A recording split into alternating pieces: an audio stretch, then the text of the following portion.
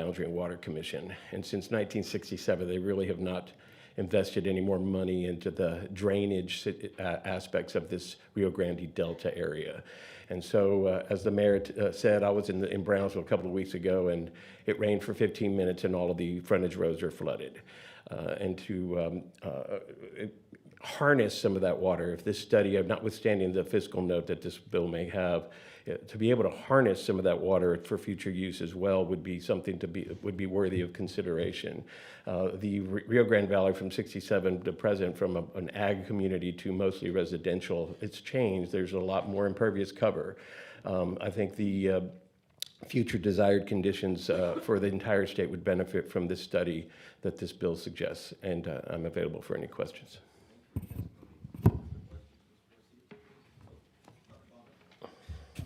Thank you guys all for being here, and obviously it's an important conversation. I guess my question is more along the lines of, we have a state flood plan, and it took several years to put that plan together, and we have billions of dollars going forward dedicated to funding that plan. And I think in the design of it, a lot of it came from councils of government, in other words, projects that bubbled up from the local level to get into the plan. And so I guess my question really comes back to, how would this work with that, as opposed to being duplicative to, to what we're already trying to do?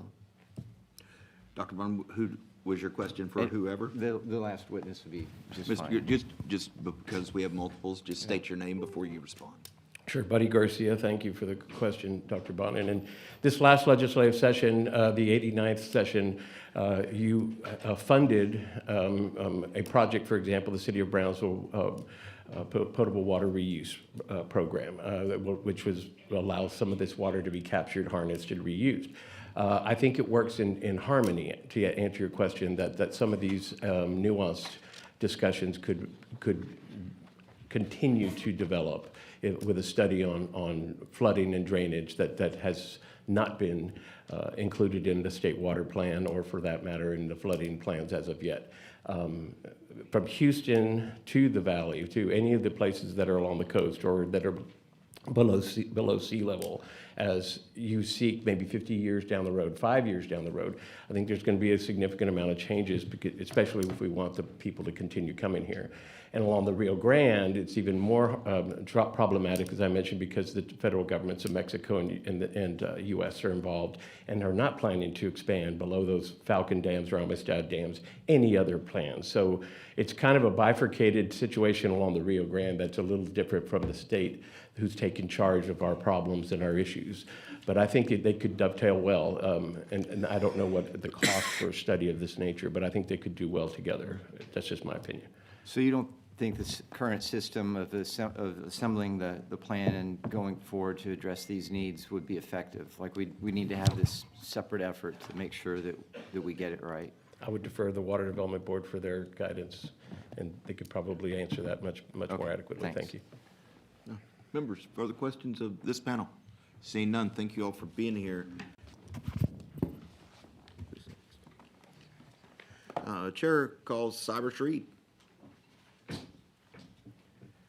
Record shows that you are Cyrus Reed. You're testifying on behalf of Lone Star Chapter Sierra Club, and you're for the bill. Is that correct? Very much so. Cyrus Reed, Lone Star Chapter of the Sierra Club. I don't know if I met the Megan rule of submitting written testimony by a certain hour. I don't know if it's in your Dropbox, but I do have written testimony, but I don't have copies. But I did send it to Megan and just now Riley. What color is it, Cyrus? It is no color because I didn't have time to get to my office to print it out. So It's gonna be a So I'm surprise. saving the Earth and the planet from my paper. Flood, and I'm going to try to answer Dr. Bonin's question in my brief testimony. Flooding is the most common natural disaster in Texas, resulting in millions of dollars in property damage. The 2024 state flood plan notes that 1 in 6 Texans live or work in flood hazard areas. The reason that HB 68 is important is the state has a diverse ecoregions and geography, so flood risks and those costs are very different across the state, particularly with drainage. And Representative Lopez knows this well. Being from the area, we do have a community organizer down there who's gone through multiple floods in the Valley area. We appreciate the filing of HB 6 and believe that the study and subsequent report would be instrumental in providing agencies and legislators with the data to make informed decisions about policy development and equitable allocation of resources for flood, including drainage infrastructure. And that's, I think, where we get to your question.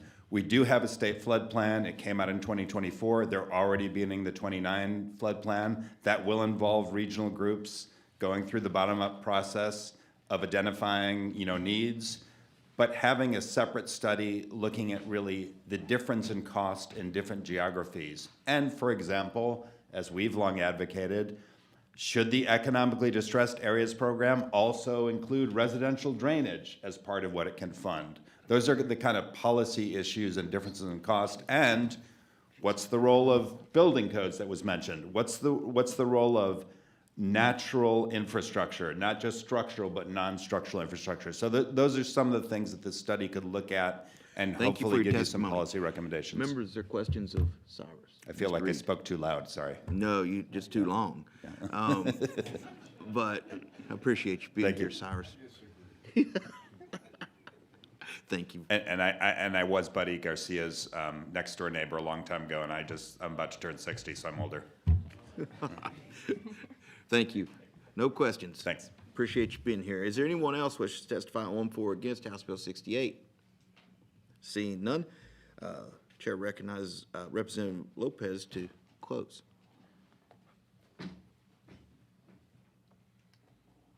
Briefly. Thank you, Chairman. And in speaking with Texas Water Development Board, they felt, the feedback that I got was they felt that this was a good study, that they thought that it would be important for us to get something done like this. But I appreciate the bipartisan support from Vice Chairman Armando Martinez, and thank you for giving us this hearing today as well. And I appreciate the support from Lujan, Lauterbach, Canales, Cunningham, Morales, Dennis Paul, and Richard Raymond. Thank you all so much. All right. Further questions, Ms. Lopez, members? Seeing none, thank you for being here.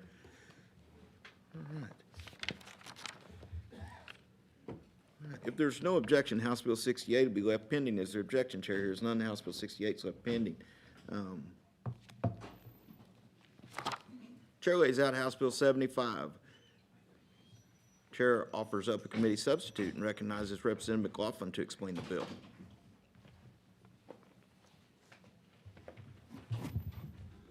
Morning, Mr. Chairman, committee members. Thank you for the opportunity. This bill sets clear safety standards for youth camps located within or near floodplains, strengthening how and where sleeping accommodations are built, mandating evacuation-ready site planning, and requiring realistic safety procedures be in place. The tragedy at Camp Mystic in Kerrville made painfully clear that cabins had been built in low-lying areas were vulnerable to flash floods. Some of these cabins had been previously marked on FEMA's 100-year floodplain map, but after changes to the map, they were allowed to remain in harm's way. On the night of the flood, children were left sleeping in structures directly in the path of rising water with no physical safeguards to protect them. Passing an inspection or posting a paper plan is meaningless if cabins themselves are sited in or near flood zones. House Bill 75 closes that gap by requiring youth camps to follow flood-aware building standards, keeping sleeping quarters out of high-risk areas, and adapt their site layout to ensure safe evacuation routes are always available. This legislation protects families who entrust their children's safety to us. It ensures that camps cannot look compliant on paper while still placing kids in buildings destined to flood. I'm ready to answer questions. Thank you. Representative, members, or questions of Mr. McLaughlin at this time? Seeing none, you have one witness. We'll call you back shortly. Chair calls Cyrus Reed. Record shows you're Cyrus Reed. You're testifying on behalf of the Lone Star Chapter of Sierra Club, and you're for the bill. Is that correct? Very much Please so. proceed. Establishing minimum building standards for youth camps to minimize and prevent flooding of a camp's building and other physical facilities is a really good idea. We support HB 75 because it should lead to better, more flood-resistant buildings in campgrounds near flood areas. We would note that one of the major recommendations of the 2024 state flood plan was to raise codes and standards. There were 4 main recommendations suggested by regional flooding planning groups. One was adopt minimum statewide design standards to reduce flood-related damage and loss of life, and another was update consistent statewide building codes and qualify Texas for maximum federal building resilient infrastructure and communities finding. So while we support the bill, honestly, we should be doing this all over in flood-prone areas, requiring more modern building codes. More modern building codes make a reference to the American Society of Civil Engineers 2024 standard, which requires things like you have to build the building above the base elevation. It's in my written testimony. I can't remember the acronym, but basically the base elevation of the flood. You have to have flood-resistant materials in that bottom floor, and you have to have an ingress and egress, and you got to get the utilities out of the flood zone. You don't want that electrical or other equipment in the flood zone. So in our minds, this is a great first step, and we support the bill. And looking forward, we hope this committee in general will look at the issue of building codes, county authority, what we allow in floodplains and what we don't. So very much support the bill, and I have written testimony which I submitted to your staff, which hopefully can be shared with the group. And I did send one to your office as well. And thank you for the bill. It's a great bill. Thank you. Members or questions, Mr. Reed? Seeing none. Thank you, Cyrus. Thank you. All right, is there anyone else wish to testify on, for, or against House Bill 75? Seeing none. Chair recognizes Representative McLaughlin to close. Members, thank you for your time and consideration of House Bill 75. I respectfully ask that the bill be reported for later out of committee, and I close. Thank you. Members of questions, Mr. McLaughlin? Mr. Verdell? Representative McLaughlin, it's good to see you. I did just want to make a quick point here on the, this is actually not against your bill or anything like that, but just to point out, because I keep seeing this brought up, is the 100-year floodplain being talked about. My understanding from the maps that I've seen from a floodplain engineer, like for the camps located on the Guadalupe River, is that none of those buildings were actually within the 100-year floodplain, and that this probably would have more effect in East Texas, where, 20% of Texas land is in a floodplain right now. And so I think this probably does have a good effect on East Texas. I just kind of wanted to point out that, like, if you look at the Guadalupe River, I don't think those camps, this would end up applying to those camps. So just wanted to point that out. But Sure. Well, I mean, I grew up on Four Rivers in Uvalde. I've seen I guess it may date my age a little bit, and Drew, you'll probably laugh at this, but I've seen 2 500-year floods on the Frio and 1 on the Nueces. yeah, And, the thing is, with these camps and different things, I went to a lot of church camps and youth camps when I was young, and most all those camps had their cabins set far back from the river, and you walk down to the river. But as we've developed and people go and they want the newer, better facility, they built more down toward the river, more on the river, and so forth, where when we were kids and grew up at those camps, they were always set back a good ways from the river. Yeah. So this would hopefully start that again. yes, sir. Appreciate it. Side note, I did get kicked out of a church camp back in the day, so. Mr. McLaughlin? Yes, You sir. cannot close yet. You had another witness slip in Okay. before we got you out of here, Okay, so hold tight. yes, sir. Chair calls Kenneth Flippin. Is there anyone else who wishes to testify on, for, or against this wonderful piece of legislation? I see none. If you do want to testify, please register. All right, Chair, record shows that you're Kenneth Flippin. You're testifying on behalf of Texas chapter of U.S. Green Building Council and yourself, and you are for the bill. Is that correct? That's correct. We Please just want to say that, similar to other bills that we'll testify in support of, this is just common sense regulation. We think that it's going to help save lives in the long run. Thank you. Thank you so much for that testimony. Members, are questions, Mr. Flippin? Mr. Verdell? No. Oh, okay, no, we're gonna bring him back, because we're done with witnesses. Thank you. Okay. One more time. Is there anyone else who wishes to testify on, for, or against House Bill 75? I see none. Hearing none, the chair recognizes Representative McLaughlin to close. Mr. Verdell? Thank you, Chairman King. I just want to point out, I did notice the very last part of the paragraph says, or within 5 feet of the 100-year floodplain, which actually would affect some of the camps. So sorry about that. No problem. Didn't realize that till after I said that. Thanks. Mr. McLaughlin, do you close? I close. We'll see you later. Thank Thanks you. for being here. The committee substitute is withdrawn. If there's no objection, House Bill 75 be left pending. Is there objection? Chair hears none. House Bill 75 is left pending. Chair lays out House Bill 71. Recognizes Representative Gervin Hawkins to explain the bill.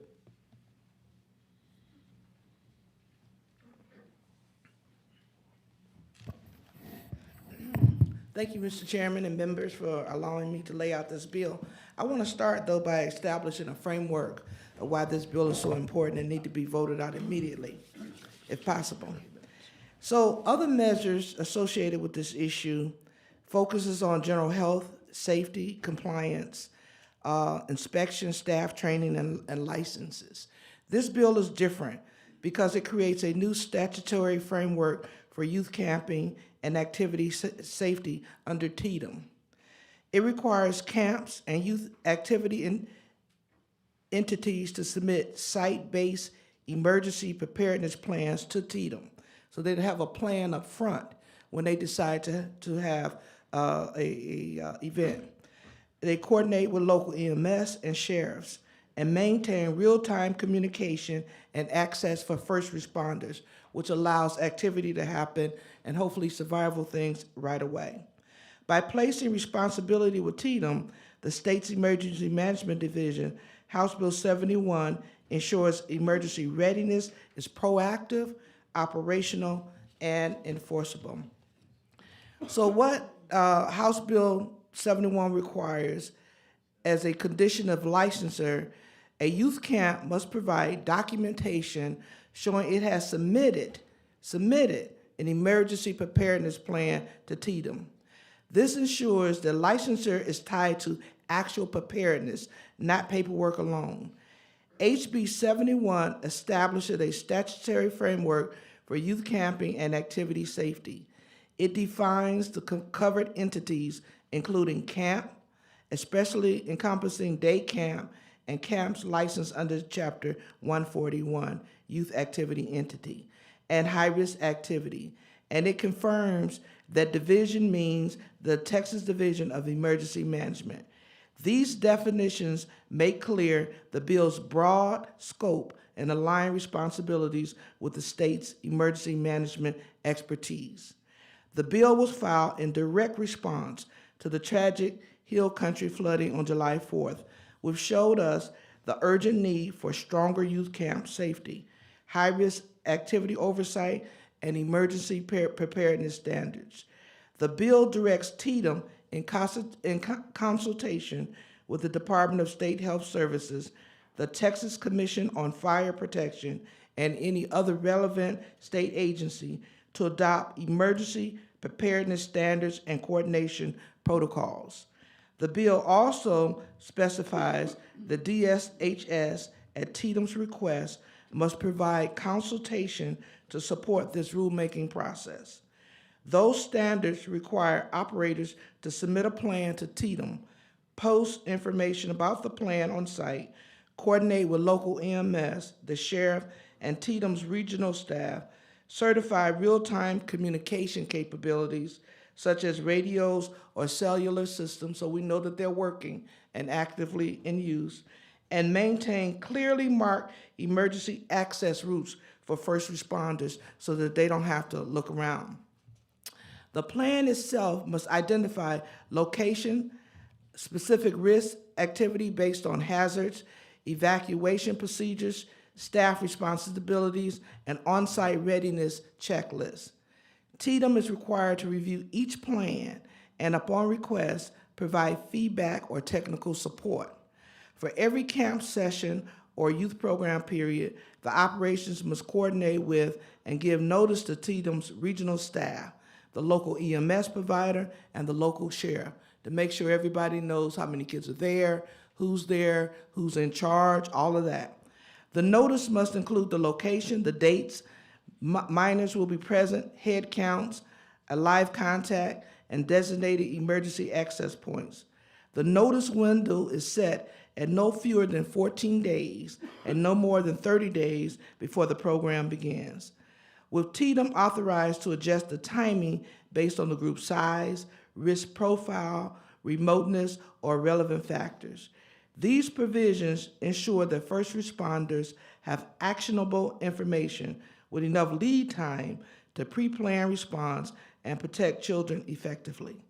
The bill requires TDM to create an emergency readiness toolkit and post it publicly, providing operators with practical guidance to meet the standards efficiently and consistently statewide. To guarantee accountability, the bill authorizes the Attorney General to bring an action to impose a civil penalty of up to $1,000 for each violation. Each day a violation continues is treated as a separate violation, and the Attorney General may also recover court costs, reasonable attorney fees, investigative costs, witness fees, and deposition costs. This enforcement structure balances deterrence with due process and ensures there are real consequences for ignoring life safety requirements, while also incentivizing prompt correction of violations. There's been no physical note calculated with this. We believe that indeed the affected entities is part of already their scope of work and can be absorbed through what they do every day as part of. But I think we all know having that plan up front really gives everybody that preparedness that they need in case something happens. With that, I'm willing to answer any questions. Members, any questions? I think you will reserve your right to close, Representative. Appreciate it. Thank At you. this time, Chair calls up Mario Cantu, Tyler Robertson, and Mr. Kenneth Flippin. Please state your name, who you represent, and your position on the bill for the record.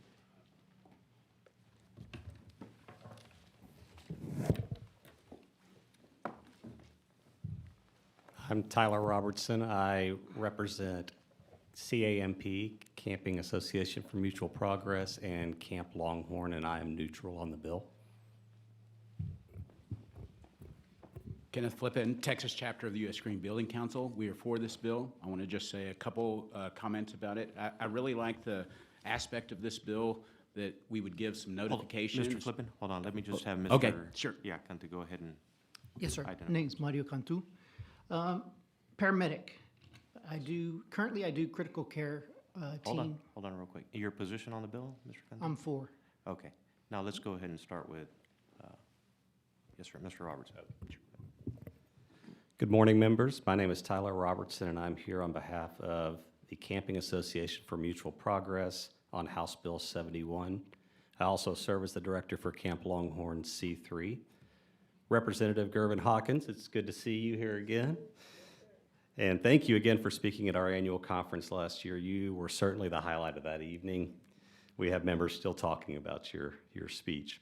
We support the overall goals and many provisions of House Bill 71, and we welcome partnering with the Texas Division of Emergency Management for the expert guidance when crafting our emergency plans. Chapter 141 youth camps are licensed under the Department of State Health Services, so we just ask that there is appropriate coordination between the two agencies when a youth camp submits the plans to ensure there is no confusion. We look forward to continuing to work with you to develop policies to safeguard every child who attends camps in Texas. Thank you. Members, any questions? Mr. Flippin? Thank you. Kenneth Flippin, Texas chapter of U.S. Green Building Council. We're definitely for this bill.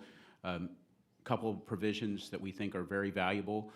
Not only thinking about these, kids being on the river, and the river gets high, and we need the ability to rescue them quickly. I think this would help with that. But I'm also thinking about fire, especially being from West Texas and knowing that some of these camps are in places where if we needed to have people rescued quickly, having the emergency folks aware that these things are happening would be very valuable. And so for all these reasons, I see it as valuable. I also see it as a larger model that we could consider for more adult camps as well as we maybe move into the next legislative session. Thank you. Mr. Cantu? Thank you. Mario Cantu. I'm currently a critical care paramedic, pediatrics. I've also worked in level 1 trauma center for about 7 years, assigned to trauma. So I know a lot about children and, you know, what parents witnessed at these events and how the kids behaved at these events and things that took place. The reason I'm supporting HB 71 is because of the framework.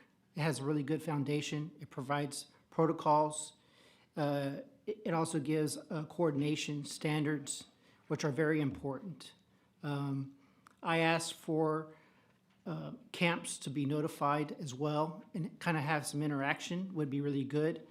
Also, I would also ask to look at HB 215 because we always have in emergency management, we have the preparedness part, and then we have the alert part, and then we have after the fact. And this is the framework and foundation, which is the preparedness, and then we have the alert, and then we have after the fact is when we come in and there's rescue operations. So please take a look at HB 215 for nighttime signaling. I think these two things can really mesh really well. It provides the toolbox that the kids will need for nighttime signaling and also for rescue operations. Mr. Gunther, real quick, just to make sure that we stay on this bill. Yes, sir. Because we don't want to Yes, sir. cause any issues. Thank you. So this is, That's it for me. Thank you. thank you. Members, any questions for our witnesses? Hearing none. Chair calls up, is there anyone else wishing to testify on for or against House Bill 71? Chair hearing none, calls up Representative Irvin Hawkins to close.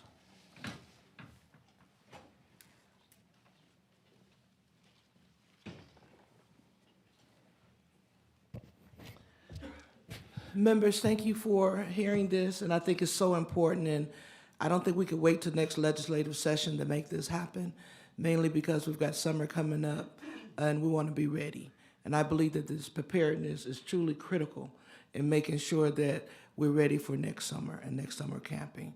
So I would respectfully request that we get this taken care of as soon as possible so that we can be ready. And I'd be happy to answer any questions. Members, any questions? Chair hearing none. If there's no objection, House Bill 71 be lived pending. Thank you. Very much. Thank you. This time, Chair lays out House Bill 117, recognizes Representative Zwiener to explain the bill.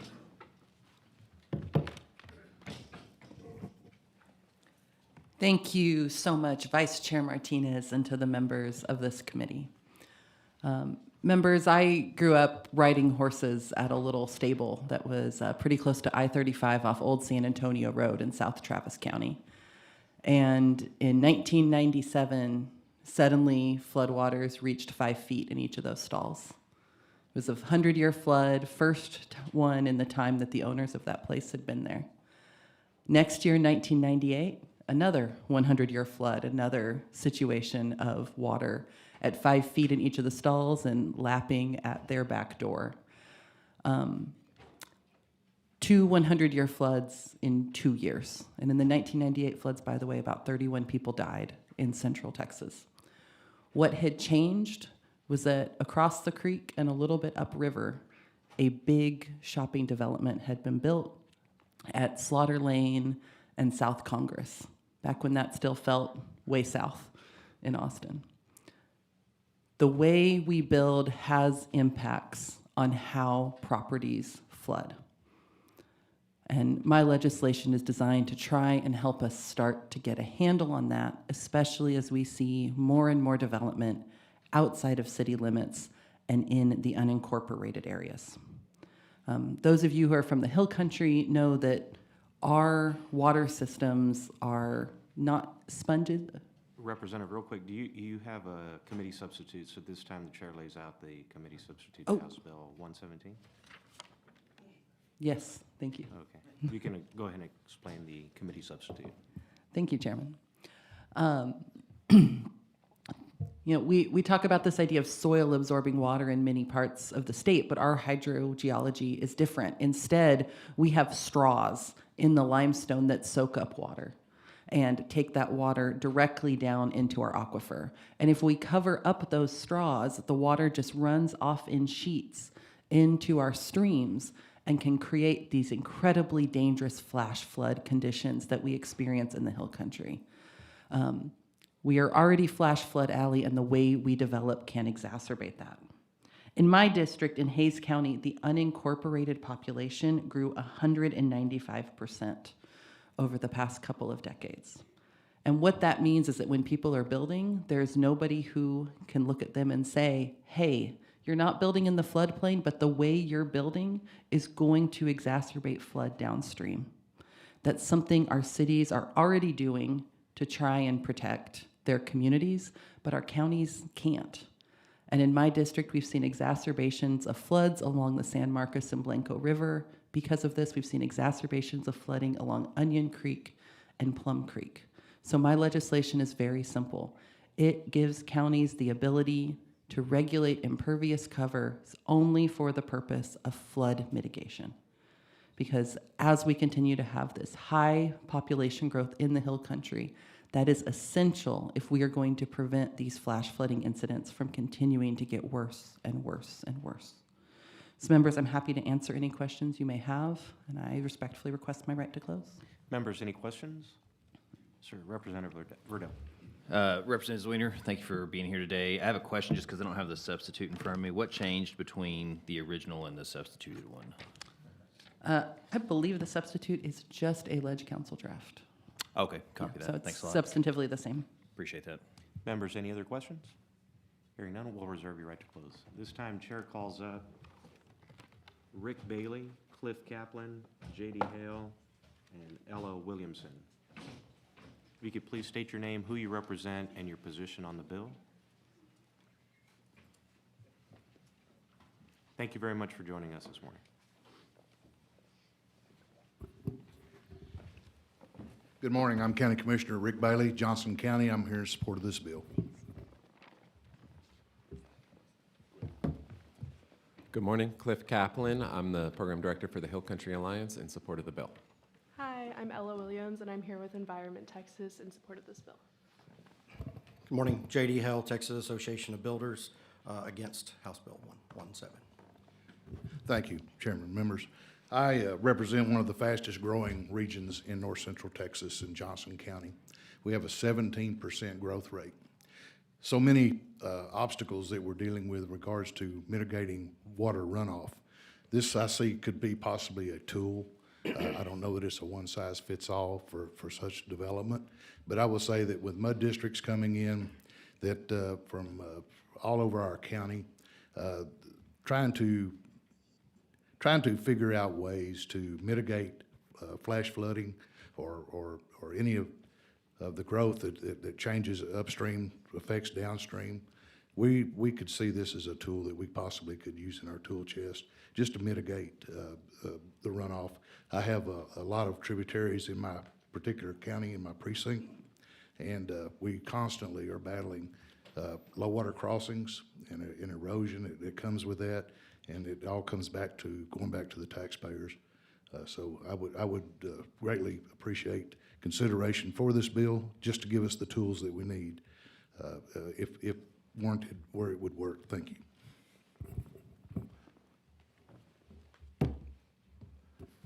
Good morning. I want to thank Representative Zwiener for filing this bill. It's important legislation. Over the last several years, we've been regularly convening, the Hill Country Alliance is regular. Yes, sir. If you can just state your name once again. Oh, again. Cliff Kaplan, Program Director for the Hill Country Alliance in support of the bill. And the Hill Country Alliance is also a member of the Greater Edwards Aquifer Alliance. I can't speak on their behalf, of course, but I wanted to mention our membership since they couldn't be here today. We've been regularly convening county commissioners from across the Hill Country to discuss the challenges they face on flooding and other issues. And one challenge that regularly comes up is impervious cover. Even in the upland, that's to say outside of the floodplain, outside of the nearby areas to the river, impervious cover there impacts what happens in our floods. It is vitally important that we try to reduce impervious cover across our region to lessen the impacts of our flooding. A 2020 Johns Hopkins study found that for every 10% increase in impervious surfaces in a river basin, annual flood magnitude increases by an average of 33%. A different study from Texas A&M looking at coastal counties in Texas found that for every additional square meter of impervious surface, flood damage increases by $3,600 per year. And a 2022 study in the Journal of Sustainable Water in the Built Environment found that an increase in percent impervious cover was more impactful on flooding than that same increase in rainfall intensity. Just as increasing impervious cover makes flooding worse, reducing it or managing it wisely can help protect lives, property, and taxpayer dollars. Representative Weiner mentioned the population growth in the unincorporated parts of her county, and I want to just acknowledge that that is similar to the population growth across the Hill Country. Kendall County has seen 176% of population increase in unincorporated areas between 1990 and 2020. Blanco County doubled its population in unincorporated areas between 1990 and 2020. So did Burnett County. Bandera more than doubled. So did Medina. So the population growth in unincorporated areas is Thank you large. very much Thank for you. your testimony this morning. Hello, my name is Ella Williams, and I'm here representing Environment Texas in support of House Bill 117. Texas is one of the fastest growing states in the country, and this rapid development often occurs in flood-prone areas like Flash Flood Alley in the Hill Country. Under natural conditions, our landscapes are designed to absorb a significant amount of this rainfall. However, with increasing impervious cover, this natural absorption capacity is drastically reduced. In fact, the research by the EPA indicates that a single acre of impervious cover produces 16 times more runoff than a natural meadow during a 1-inch rainstorm. This is why it's imperative that we take proactive steps to limit impervious cover in flood-prone areas and actively encourage strategies that mitigate flooding. Nature-based solutions can play an important role in mitigating flooding. For example, permeable pavers, which can be used for roads and parking lots, allow rainwater to infiltrate the ground rather than contribute to runoff.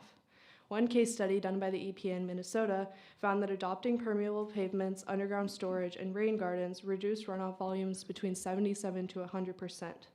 While each individual project may seem to have a small impact, on a large scale, these strategies can collectively have a significant positive effect on flood mitigation.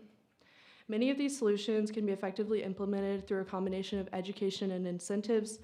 For example, the Texas Water Development Board has a rain catcher program that successfully highlights individuals and businesses who've adopted these beneficial strategies.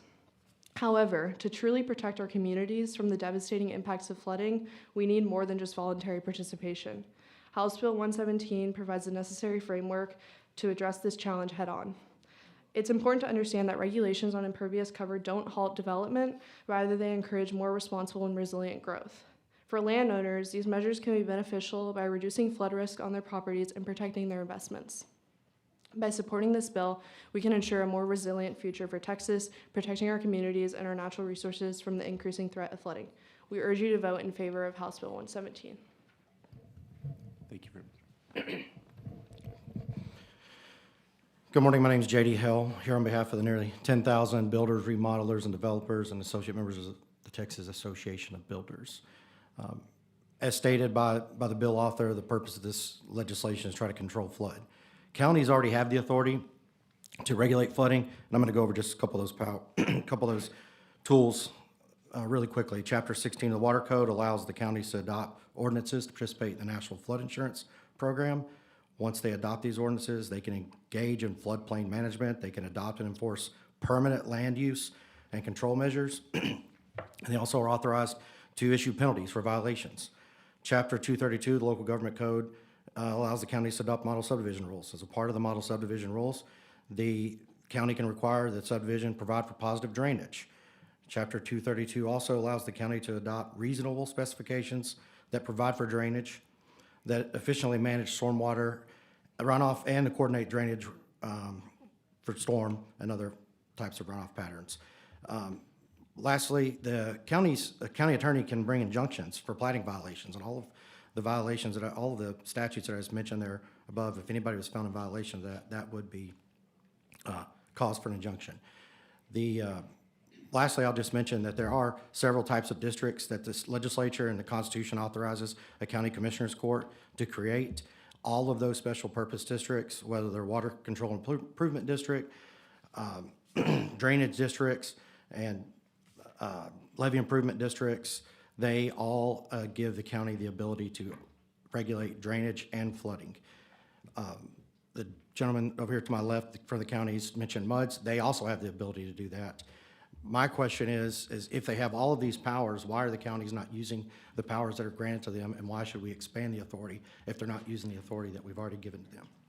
I'd be happy to answer any questions. Thank you. Thank you very much. And Commissioner, in regard to his questions, would you be able to I would, comment on that? well, certainly, and thank you for the opportunity. We're talking about density now, where we used to have rural, 100 acres of farmland that are now becoming densely populated with multiple homes. What used to be a sponge in the rural area is now concrete and roof. So to the idea that the county commissioners' courts can control that, we have no authority to control that when the state or TCEQ permits this without any input from the courts. And I'll stop there on that, but I will say that it is becoming very, very disturbing with homes that have never flooded in 50 or 75 years. We had the wettest July ever in my county last month, 20 inches of rain. Homes that have never flooded are now flooding due to upstream development. So to the question of what we can do about it, in a dense populated region as such as we have, there is no way to mitigate that. So this, as I mentioned earlier, this may be a helpful tool on some cases, but it's certainly not one size fits all. And thank you for the questions. Thank you very much, Commissioner. Members, any questions? Yes, sir. Representative Riddell. Thank you, Chairman, appreciate it. I just want to point out, I come from an extremely rural area, and I gladly live in that very rural area, to each their own on that. But one of my concerns is, you know, if I have a farm and I want to build a 5,600 square foot barn to put my equipment in, that this would give power. Relationships are very important and where I'm from, and you know this, Commissioner, if there can be, if you don't get along with your commissioners, they can make it very painful for you to to do what you may need to do on your property, and I do have concern. I get the point of the bill and I like it, and I kind of wish it was bracketed towards populated counties instead. But I just want to point out that, you know, if I've got property and I want to build a barn on it, it would kind of make me mad if I end up having somebody getting in the way of telling me I can't build that barn because of possible flooding, which I get in the urban areas. I promise you I understand that. So. Yeah, well, you know, with the 100-year floodplain areas, you know, a buffer, we may ask that, you know, just for insurance reasons, because if you are denied insurance because of an action that we took on the court, that would have detrimental effects to the whole county. So the reason that we would ask of you to elevate that 3-foot buffer, if you will, is so that we are able to save everyone the ability to affordable insurance regarding flood mitigation. So that may be the draw that you had with your commissioner's court on your building, if that were the case, but just to give you an example of why that was suggested or asked of you to do that. Thank you. Copy that. I appreciate it. And I do get the point of the bill. It's just I worry that the effect that it has in the rural areas where we enjoy the freedom to take our risk and build as we would like to. So that's the American dream. Yes, Thank you. Yes, sir. Members, any other questions? Thank you all very much for coming today and testifying. Thank you for you being here through August, and this is crazy.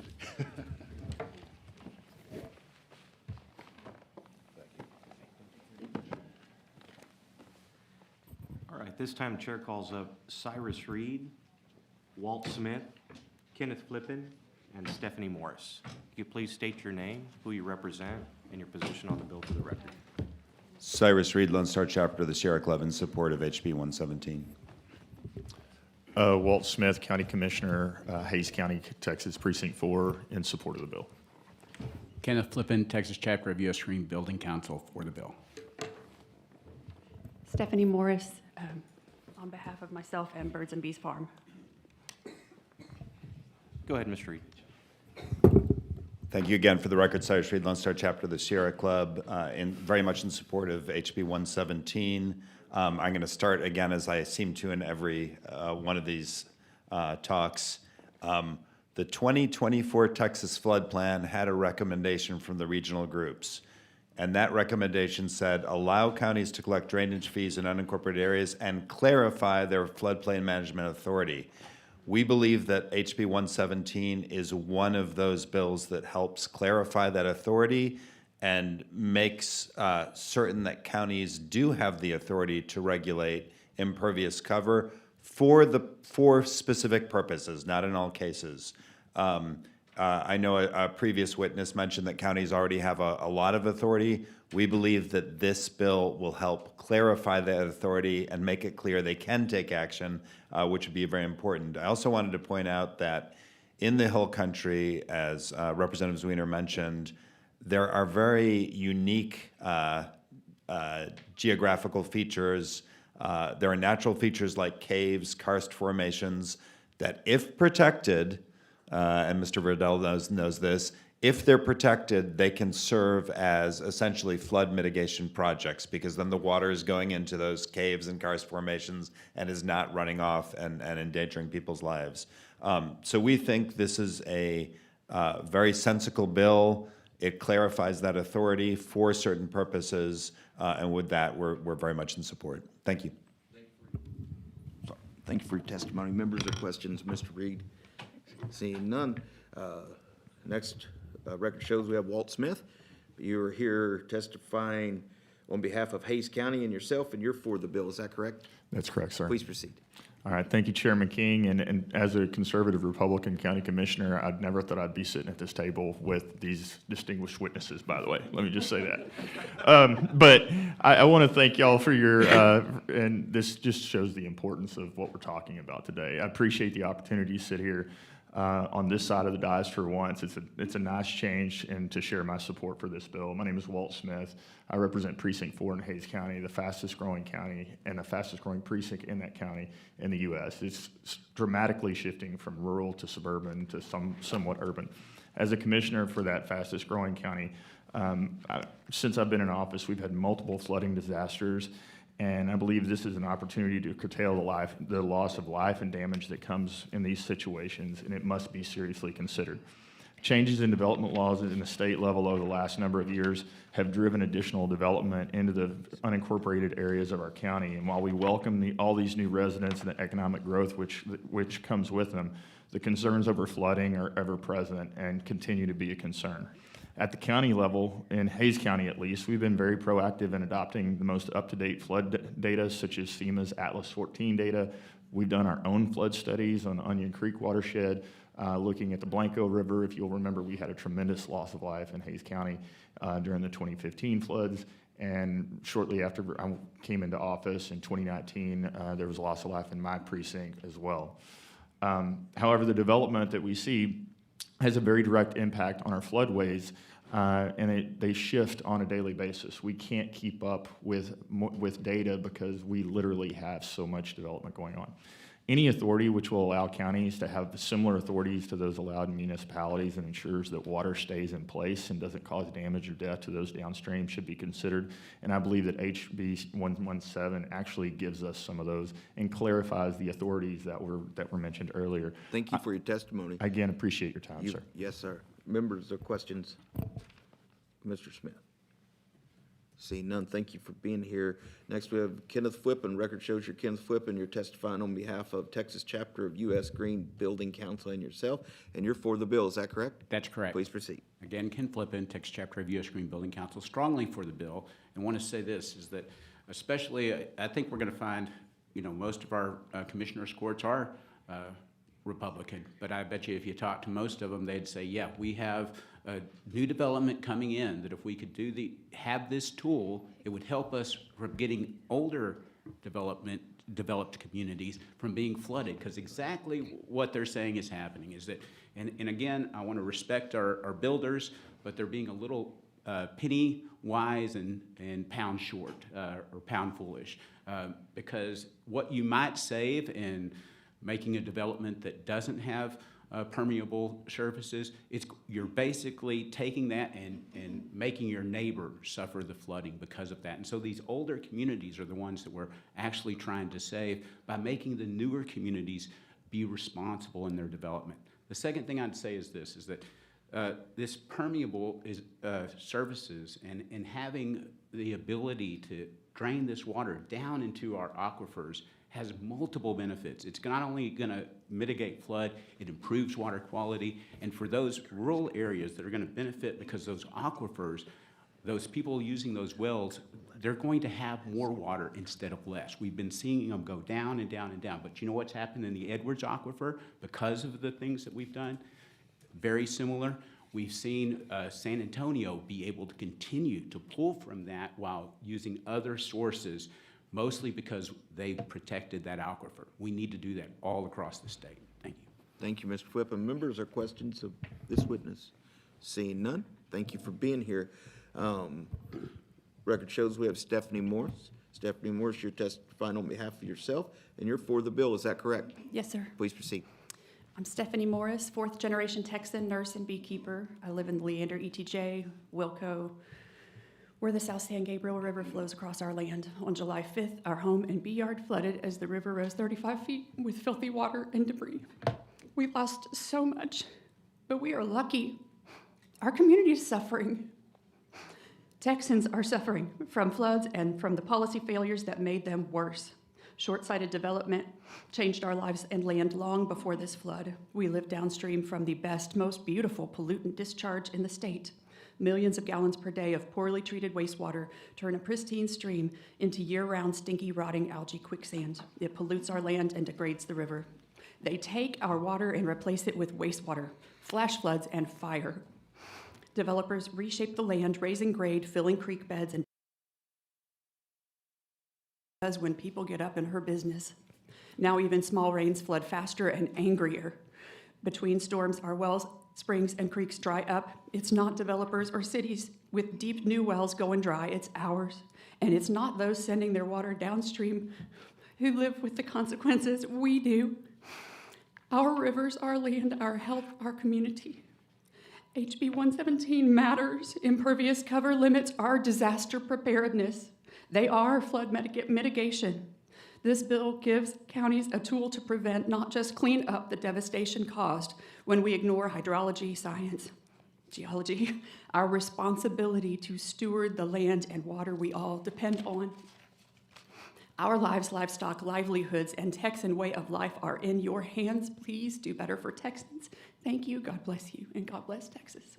Thank you for that testimony. Members or questions? Ms. Morris, Mr. Wilson. You used to be my rep. Yeah, it's good to see you, ma'am, and Thank you, sir. it breaks our heart of all the disaster across Central Texas, and I got to see firsthand the area that you talked about, and I know you feel as if you were rushed. Is there anything additional you'd like us to know? Just old school Texans, and maybe I'm naive, but I think that there are a lot of y'all who serve in that building every day. We don't treat our neighbors this way. Our freedoms are only possible with an equal measure of responsibility, and that comes at the individual level, and that comes at community system, business levels. And when there are folks capitalizing on the freedoms that are meant for Texans, and we're the ones stuck, and we can't sell from the water pollution, and now we flooded and we really can't sell. Like, we are there, we moved there because of our community members, livestock access to water, and or because it's one of the only places they can afford to live. We are not vacationing. These are our homes and our businesses, our lives, and we really don't have much choice. We need your help. You're just giving people tools to be able to on the right counties, on the local level, then decide. But those of us in the ETJ, we are surrounded by development, and yet we still have little donut hole communities that are rural. We have no fire hydrants. Our roads are falling apart. Our buses are flipping because the roads are washing out secondary to runoff. Nobody who lives in that area ever thought of blaming a bus driver for that bus that flipped and those babies that suffered. Anyhow, sorry, I'll stop. Thank you, ma'am. Thank you, Mr. Chairman. Yes. Members, further questions of this panel? I see none. Thank you all for being here. Thank you again, Commissioner. Yes, sir. Or Chairman. Is this it? Last witness? All right. Chair calls Larry Lindenschmidt.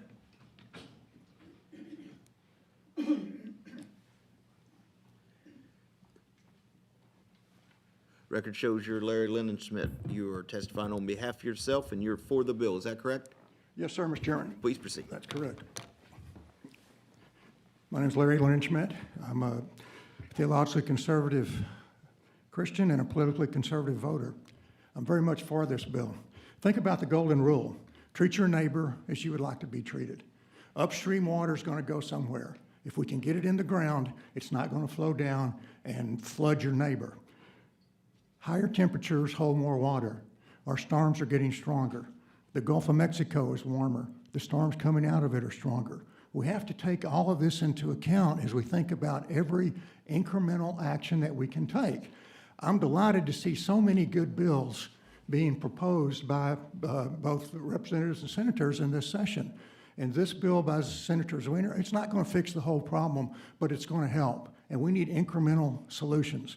This bill will help slow down water and floods. It'll help replenish our aquifers. It will save money when there is a flood that gets out of control because it won't be as strong. There won't be as much water. It's a mess now to clean it up, and you know that. I'm not giving anything new there. But anything that we can do to slow the water, get more in the ground instead of flowing, is going to make a big difference. It's the cumulative impact of all these things. This bill will allow the Texas Water Development Board, the districts, and the counties to work together better. It gives the counties another tool in their toolbox. And I have to say, I'm so disappointed in the Texas home builders. Think about D-Day. The Rangers lead the way. The home builders should lead the way. You can help everyone to see that vision as we look for ways, new ways to take care of these kind of problems. So remember, upstream water eventually gets downstream, and we need to take care of those downstream people. Thank you for your attention. I'll be glad to answer any questions. Some of the groups I work with include the Hill Country Institute, and Kenneth and Cyrus, who spoke earlier, and the Greater Edwards Aquifer Alliance. We're all behind this bill. Thank you, sir. for your testimony. Members, are questions of this witness? Seeing none. Thank you for being here. All right. Is there anyone else who wishes to testify on, for, or against House Bill 117? Hearing none, Chair recognizes Representative Zwiener to close. Thank you so much, Mr. Chairman and members, and thank you to the witnesses who came. I think we had a little more interest than I expected today, but I'm really grateful for that. I want to address just a couple things that came up. One is the main authority counties have right now is to make sure that people don't build actually in the 100-year floodplain, or that if they do, their finished floor is above that level. That's not the problem this bill is trying to address. This bill is trying to address large-scale development that is above the floodplain but is exacerbating the flow of water into the waterways. We're usually looking at shopping centers or multi-building apartment complexes, not a barn like you referenced, Representative Riddell. There is also some drainage authority at the county level, but drainage doesn't work the same way in my neck of the woods that it does in the coast. You know, the general theory of flood management near the coast is you get the water in the waterway as fast as it can and get it into the ocean. Well, the ocean's a long way away from the hill country. And so if you move that water off the land faster into the streams, that's what exacerbates those flash floods. So this bill is designed to help communities continue to use the natural landscape to keep water from flowing more quickly into those streams and exacerbating these flash flood situations. So members, I'd appreciate your favorable consideration, and if there are no questions, I close. Members, are there questions of Representative Zwiener? Do you have? No, no questions? All right. Thank you for being here. All right. The committee, hearing no questions, the committee sub is withdrawn. Is there objection? If there's no objection, House Bill 117 be left pending. Is there objection? Chair hears none. House Bill 117 is left pending.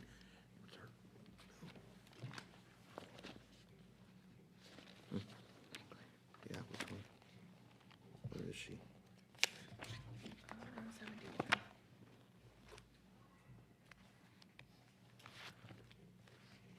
There we go. Chair lays out House Bill 171. Recognizes Representative Hicklin to explain her bill. Thank you, Chairman King, committee members. The tragic loss of over 135 lives underscores the urgent need for legislation to better warn individuals about the risks of camping in areas where flooding is a potential danger. House Bill 171 requires campgrounds located on or near bodies of water prone to flooding to provide written notice informing campers of the possible flood risk. Campers or a parent or guardian in the case of a minor must sign and return a statement to the campground operator acknowledging the receipt of the notice before their stay. A campground operator who fails to comply with the flood risk notice requirement will face a civil penalty of $1,000 for each violation. Essentially, this is informed consent that you're staying in a flood zone. My hope is that this bill will ensure campers are informed about the potential natural disasters that could occur during their stay, thereby helping to protect their lives in the future. Chairman King and members, thank you again for your time today.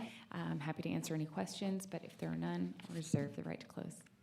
Okay, members, are there questions for Ms. Hicklin? I see none.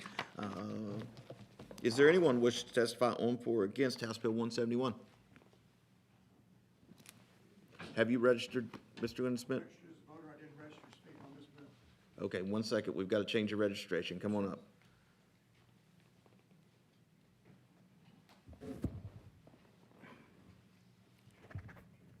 So you registered in favor, but not to testify? Yes, sir. And you would like to change? Yes, I'd like to testify. To testify? Yes, sir. And we have your permission to make that change? Please do. Yes, sir. 1 second. Got it? There it is. All right, now we show you as Larry Lennon-Schmidt. You're here on behalf of yourself, and you're for the bill. Is that correct? Yes, sir, Mr. Chairman. Please proceed. Thank you, Mr. Chairman. I'm Larry Lennon-Schmidt. I'm here speaking on behalf of myself. I'm a theologically conservative Christian, a politically conservative voter. I'm also a member of the Evangelical Environmental Network, and I can tell you that Christians, and not just Christians, everyone is crushed by what happened at Camp Mystic. And this bill will help people to be informed, and they can make decisions. But I think if you were informed, some different decisions would have been made. And so anything that gets the information back to the parents and they're fully informed, the Evangelical Environmental Network, the Hill Country Institute, all the groups I work with are for. So please, this is the kind of bill, this is the kind of incremental improvement that we can make. And safety is paramount. It's number one. We have to think about the safety of our kids when they're in these camps. There were mistakes that were made. There were opportunities that were lost. So grab the moment. This is the time to fix as much as we can. I know you know that. And I know that you've heard some heartbreaking testimony. And I just want to say my heart's one of those that's broken. I know families, I know families that lost kids. So please, take care of those kids. Yes. Let the parents know. Thank you. Thank you for your testimony. Members, any questions, Mr. Windsmith? Seeing none. Now, is there anyone else who wishes to testify on, for, or against House Bill 171? Seeing none. If there's no questions, Chair recognizes Representative Hicklin to close. Thank you, Chairman King. Again, this is about informed consent, not just for campers at summer camps, but also anyone traveling with an RV or wanting to camp in a tent in an area where there's commercial opportunity. They just know. Thank All you. right. Members, are questions of the representative? Seeing none. Thank you for being here. All right. If there's no objection, House Bill 171 will be left pending. Is there objection? Chair hears none. House Bill 171 is left pending. Chair lays out Senate Bill 18. Recognize Representative Gerdes to explain the bill.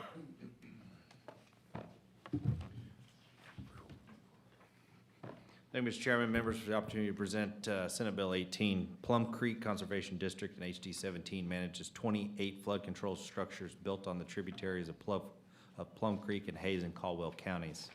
Plum Creek became the origin of this bill when it was engaged in upgrading a number of its sponsored structures in cooperation with the National Resource Conservation Service. The district experienced delays due to drought and the permitting process that prompted the need to seek solutions on a long-term basis.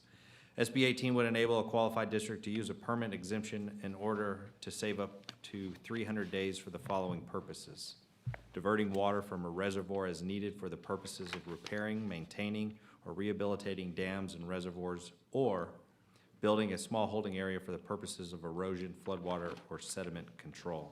Simply put, this bill would help remove red tape for those types of districts and allow them to better serve their purpose.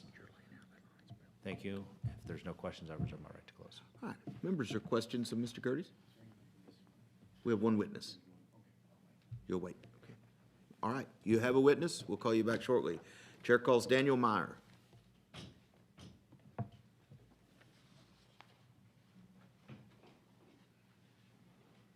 Record shows you're Daniel Meyer. You're testifying on behalf of Plum Creek Conservation District, and you're for the bill. Is that correct? Yes, sir. Please proceed. Yes. Hi, Chairman King and representatives. My name is Daniel Meyer. I'm the manager for Plum Creek Conservation District, and we are located in portions of Caldwell and Hayes County. The Plum Creek Conservation District supports Senate Bill 18, and the district, we're a local sponsor of 28 flood control dams, which were constructed during the 1960s. So Senate Bill 18 will allow our district and other similarly situated districts around the state to utilize, when needed, the surface waters in the reservoir of a dam below the lowest port level of the for rehab and for repair projects.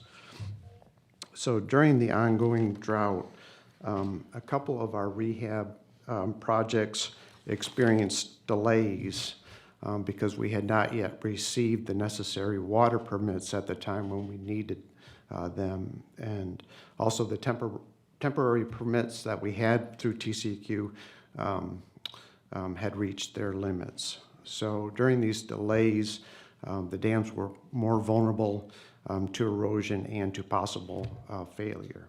So Senate Bill 18 will also improve government efficiency by streamlining the process and freeing up state personnel to work on other pressing matters, and lower the cost attributed to hiring contractors, because our contractors naturally want to have certainty that they have an adequate water supply. So again, thank you for Representative Gerties and for sponsoring this bill and for your time. Thank you for your testimony. Members, are questions, Mr. Meyer? Seeing none, thank you for being here. All right, thank you. Is there anyone else who wishes to testify on, for, or against Senate Bill 18? Seeing none, Chair recognizes Representative Gerties to close. It was 12 bills away from getting passed on the House floor before the deadline, and came out unanimous out of the Senate and the Natural Resources Committee in the regular session. Appreciate y'all's support, and Members, are questions, Mr. Gerties? No? Seeing none? Close. You close? Thank you. All right. If there's no questions, all right. If there's no objection, Senate Bill 18 will be left pending. Is there objection? Chair hears none. Senate Bill 18 is left pending. We will go. I've got to go. Okay.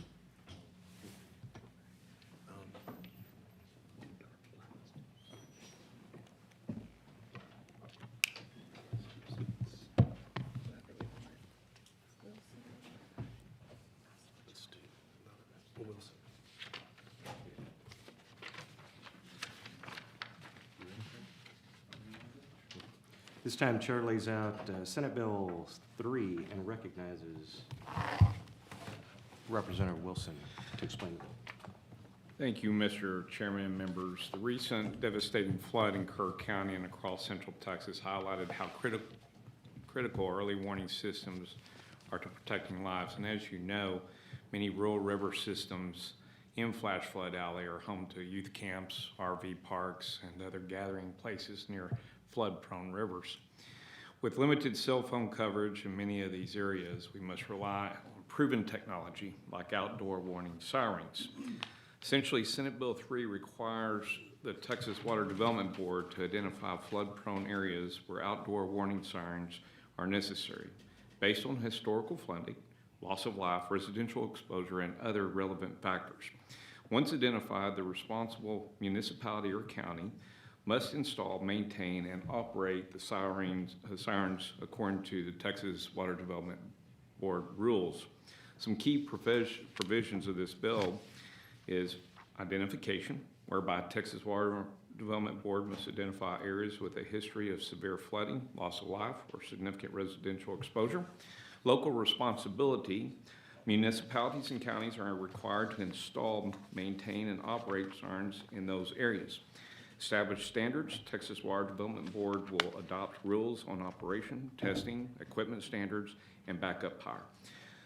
As to compliance, the Texas Water Development Board may withhold future project funding for jurisdictions that do not comply.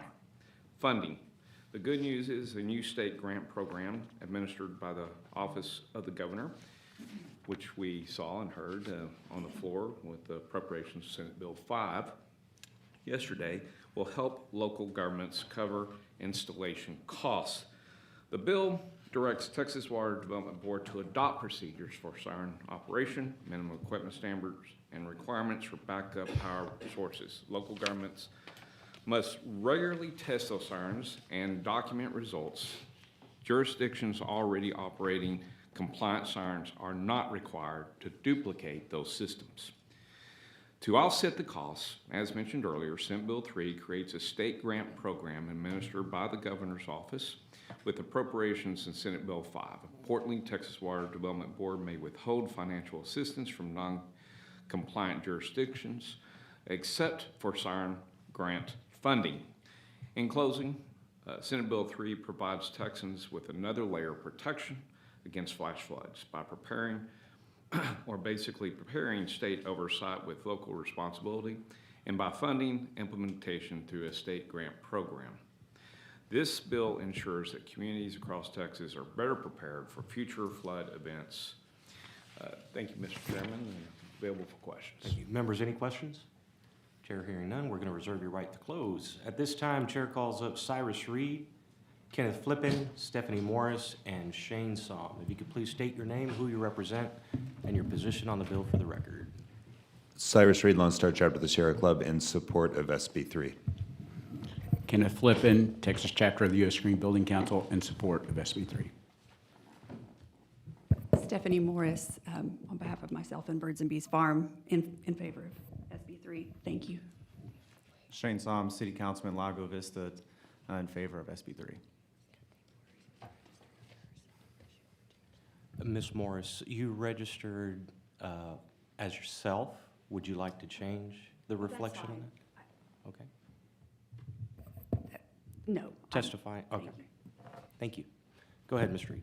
Thank you. I'll be very brief. Cyrus Reed, Lone Star Chapter of the Sierra Club. Again, going back to the state flood plan, Water Development Board had a number of recommendations. One was increased funding for low water crossing safety with structural upgrades and warning systems. Recommendation number 4 from the board was prioritize and expand funding for implementing flood early warning systems on a regional scale with emphasis in rural areas. We believe this bill does that.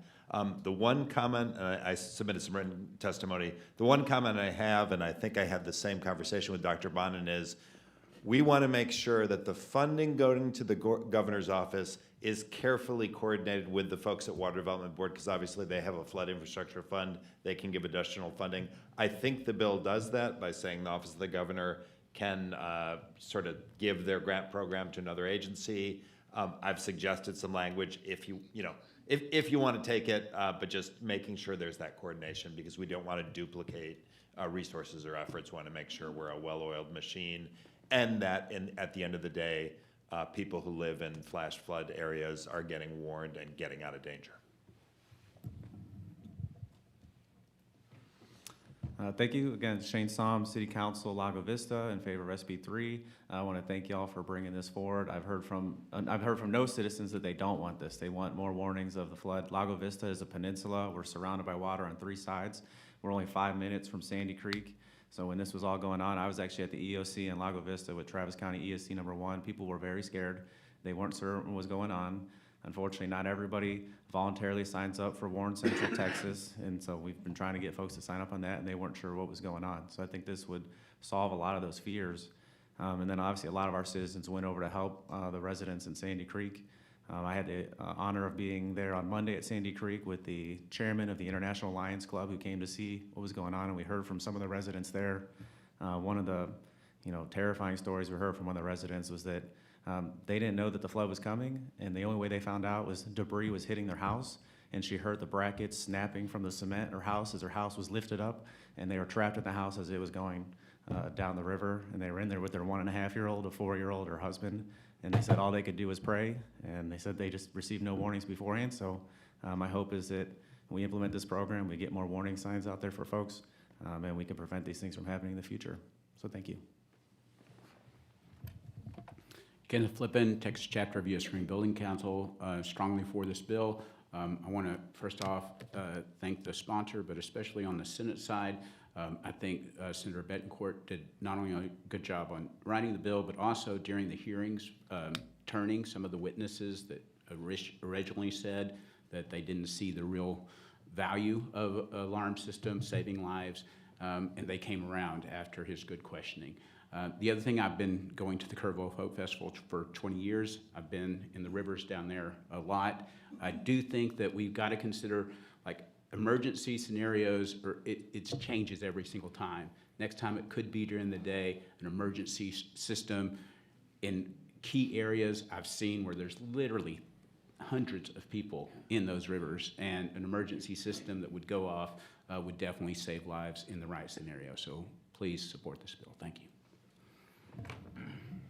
Hi, Stephanie Morris.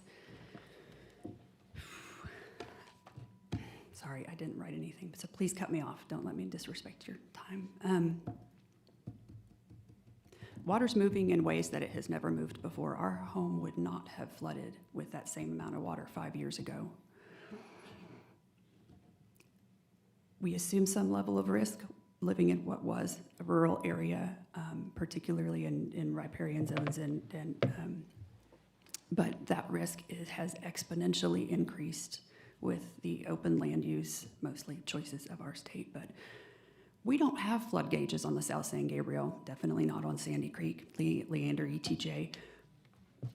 We have each other, and when there were fewer people in that area, it worked, the system, and the water was more predictable. That system worked. You know, the guy upstream knew to call the downstream people when we had land lines that could get through to the downstream people. Our phone companies won't service those landlines anymore, even if we want them. Our cell service, because it's not much of a valley, but it's a little bit, it's enough that our cell service is horrific. We did not get the watches and warnings on our cell phones. And human nature is what it is. We cannot be dependent on cell phones and somebody knowing that they need to charge their phone, turn on certain notifications in order to get safety alerts. We need flood gauges to trigger sirens.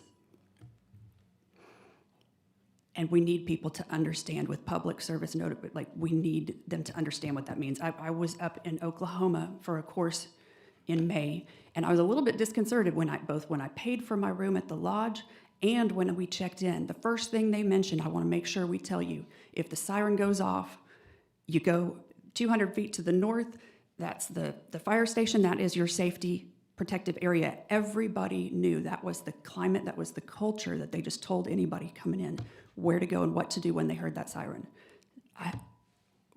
Alert fatigue can be a problem, so we need logical triggers for localized areas, but we need these sirens. Thank you very much, Ms. Morrison. Members, any questions? Representative Riddell. Thank you, Chairman. I'd like to point out, I'm not against sirens and I'm not against the bill, but something, and Kenneth, I appreciate you pointing out that scenarios, you mentioned scenarios. The siren discussion has come up because of this flood. That's why we're here right now. I think it gets missed a lot. One is these are called outdoor sirens. If you're indoors, you don't hear them. My house is 200 yards less from a siren, and we don't hear it if we're inside of our house when they do the regular test on it. And there are infrastructure issues, but, and you talked about evacuation. Let's say, this was at 2, 3, 4 in the morning when this happened, raining. People would not have heard those sirens. That's why I go back to appreciate you saying scenario. But it is frustrating, and the geography is important too, because Highway 39, if people had heard those sirens and got in their cars and got on the roads, there's a very good chance that we would have lost more lives, that they would have been swept away in the cars. And so it's important to have a comprehensive plan. I just want to point out that in many of the conversations I've heard over this last month, some people have the idea that siren is the end-all be-all of this, and that's not the case. And so I just want to point that out, that sirens do play a role, like you mentioned. If it's daytime, people are in the water. But I just wanted to make sure it is pointed out that 2 o'clock in the morning, pouring down rain, the sirens probably wouldn't have been heard, and if they were, that might have been even more detrimental. So I want to make that point. Thank you. Members, any other questions? Thank you all very much for testifying today. Is there anyone else wishing to testify on, for, or against Senate Bill 3? Seeing none, Chair recognizes Representative to close. Thank you, Mr. Chairman and members. Texas Water Development Board will be very helpful if you do think of some questions afterwards. I have had communities that have voiced some concerns that they already have sirens as it pertains to tornadoes, for example. And of course, when there's a tornado siren, it's to get indoors or seat covered. And in a case of a flood, it may be you need to go to high ground. And so I know that there will be some things that will have to be considered. Not one size fits all. Each community will be different, each situation will be different, and we'll rely on the Texas Water Development Board as well as Texas Department of Emergency Management to help us work through those, especially as they provide or look to providing the grants through and financial assistance. And with that, members, I close. Thank you, Representative Wilson. Members, it's the chair's intent. If there's no objection, Senate Bill 3 will be left pending. Chair lays out House Bill. Is there any objection? Chair hears none. Senate Bill 3 will be left pending. Chair lays out House Bill 149 and recognizes Representative Louderback to explain the bill. Thank you, Chairman, Committee. Appreciate you letting me lay out House Bill 149. I think the fundamental part of this, we've heard about operability and interoperability on our radio systems for some time now. Actually, public safety in our state has lived with this issue for many, many years. And it has haunted us for some time. In fact, it's just a way of life if you're in the law enforcement public safety community. So what this bill attempts to do is create a situation where we stop becoming uninteroperable and we start moving in the direction where we can become a operable and interoperable state. So tactically pausing a request to the governor's office, which currently 421 of the government code, the governor's is already assigned to develop and administer strategic plans for interoperability. So where we have failed in our state for so many years in this area is that we allow an uninteroperable situation to happen. I have two situations in my district right now which have created an uninteroperable situation.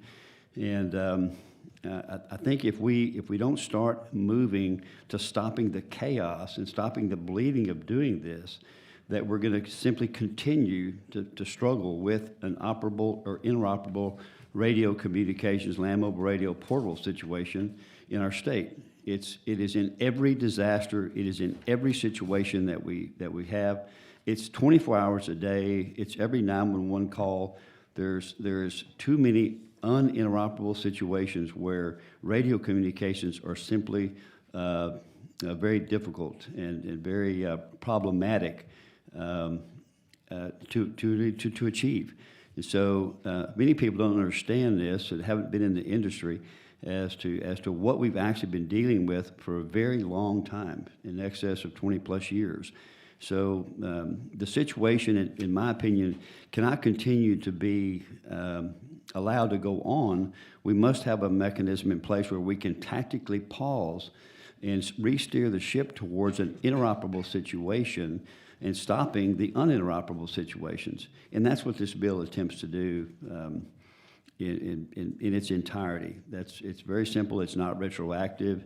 I'm sure there are many things. It's not designed to cost any money. It's simply a direction, policy change, law change to start making everyone look towards an interoperable situation and stopping uninteroperable situations. So it's a monumental change in way we've done business, because we've actually allowed this to happen. We've actually allowed an uninteroperable situation to happen.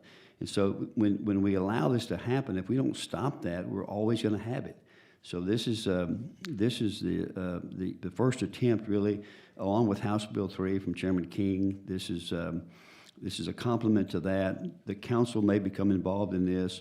You know, I know there's a lot of ideas about this, but the fundamental part is if we don't tactically pause radio communications and re-steer everyone back towards an interoperable situation or an operable situation, then we're going to continue to bleed.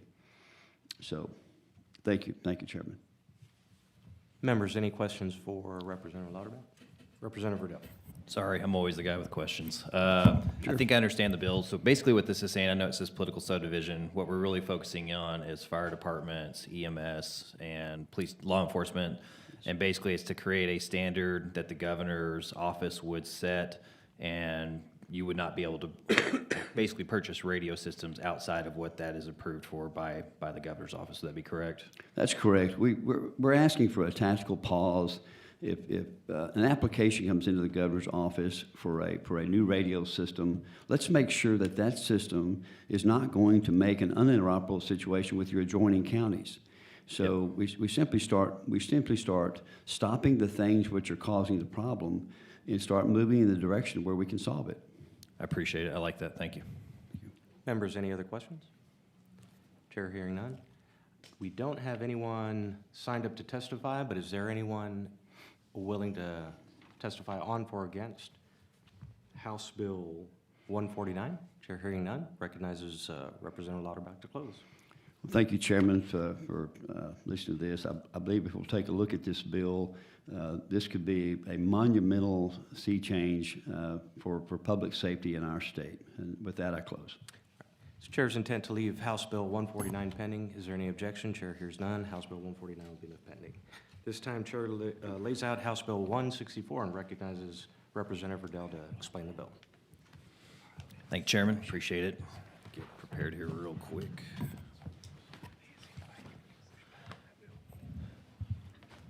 I got a short cord on my mic. I apologize. So I normally, most bills that I follow are usually my ideas. This one was actually a bill that was designed from a constituent within Kerr County, and they're watching their neighbors go through this situation right now. So what House Bill 164 is doing is it's establishing a Texas flood recovery and reimbursement and reconstruction program for targeted and fiscally responsible relief impacted by July 2025 Hill Country. So that's one thing I will point out is this is focused on the Hill Country. It's reimbursement of real and personal property losses and incentives for repairs and constructions. It offers an online application feature, provides for a review process for approving or denying. And if you get a chance to look at the bill, it's pretty extensive, and I think it's very clear on who is eligible and who isn't eligible. So those that are eligible, it's a person that's domiciled in the state, owns real property that sustained flood damage, this is an important part, maintained residential or commercial insurance coverage other than flood insurance at the time, and the insurer or FEMA wholly or partially denied person's property. It would require that within 15 days that they request to participate in this. There is an extension exemption in there if it need be, but it would basically allow if your insurance or FEMA didn't assist in the way that you needed, you're able to go and apply for that assistance. It has a very low fiscal note in comparison to what we spend in our Texas budget of about $11 million. And priorities given, there is a priority section in here. Priorities given to those applicants' primary place of residence or small business was denied. Those applicants that are non-primary residents or other family-owned property was denied. And then those applicants who paid flood damage claimed equal amounts less than 50% of the applicant's total lost. And it has an expedited section in it, and it's funded by legislative appropriations to the division and from gifts, grants, and donations. Members, any questions for Representative Riddell? Not, we'll go ahead and reserve your right to close in. This time, Chair calls up Brennan Griffin, Dr. Laura Presley, Cyrus Reed, and Kenneth Flippin. If you could please state your name, who you represent, and your position on the bill for the record.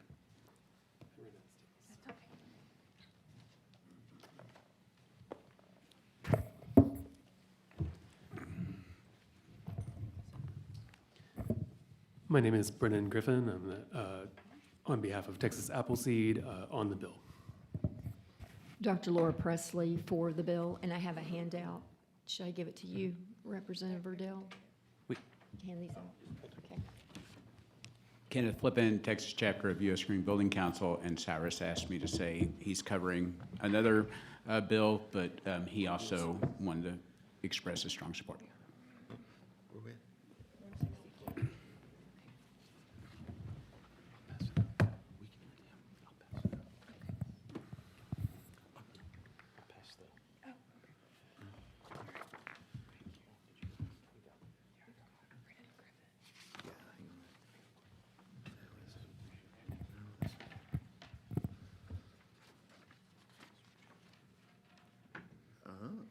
Thank you. There it is. All right. Record shows we have Brennan Griffin. And you're Brennan Griffin, you're testifying on behalf of Texas Appleseed, and you are neutral on the bill, is that correct? That's correct. Please proceed.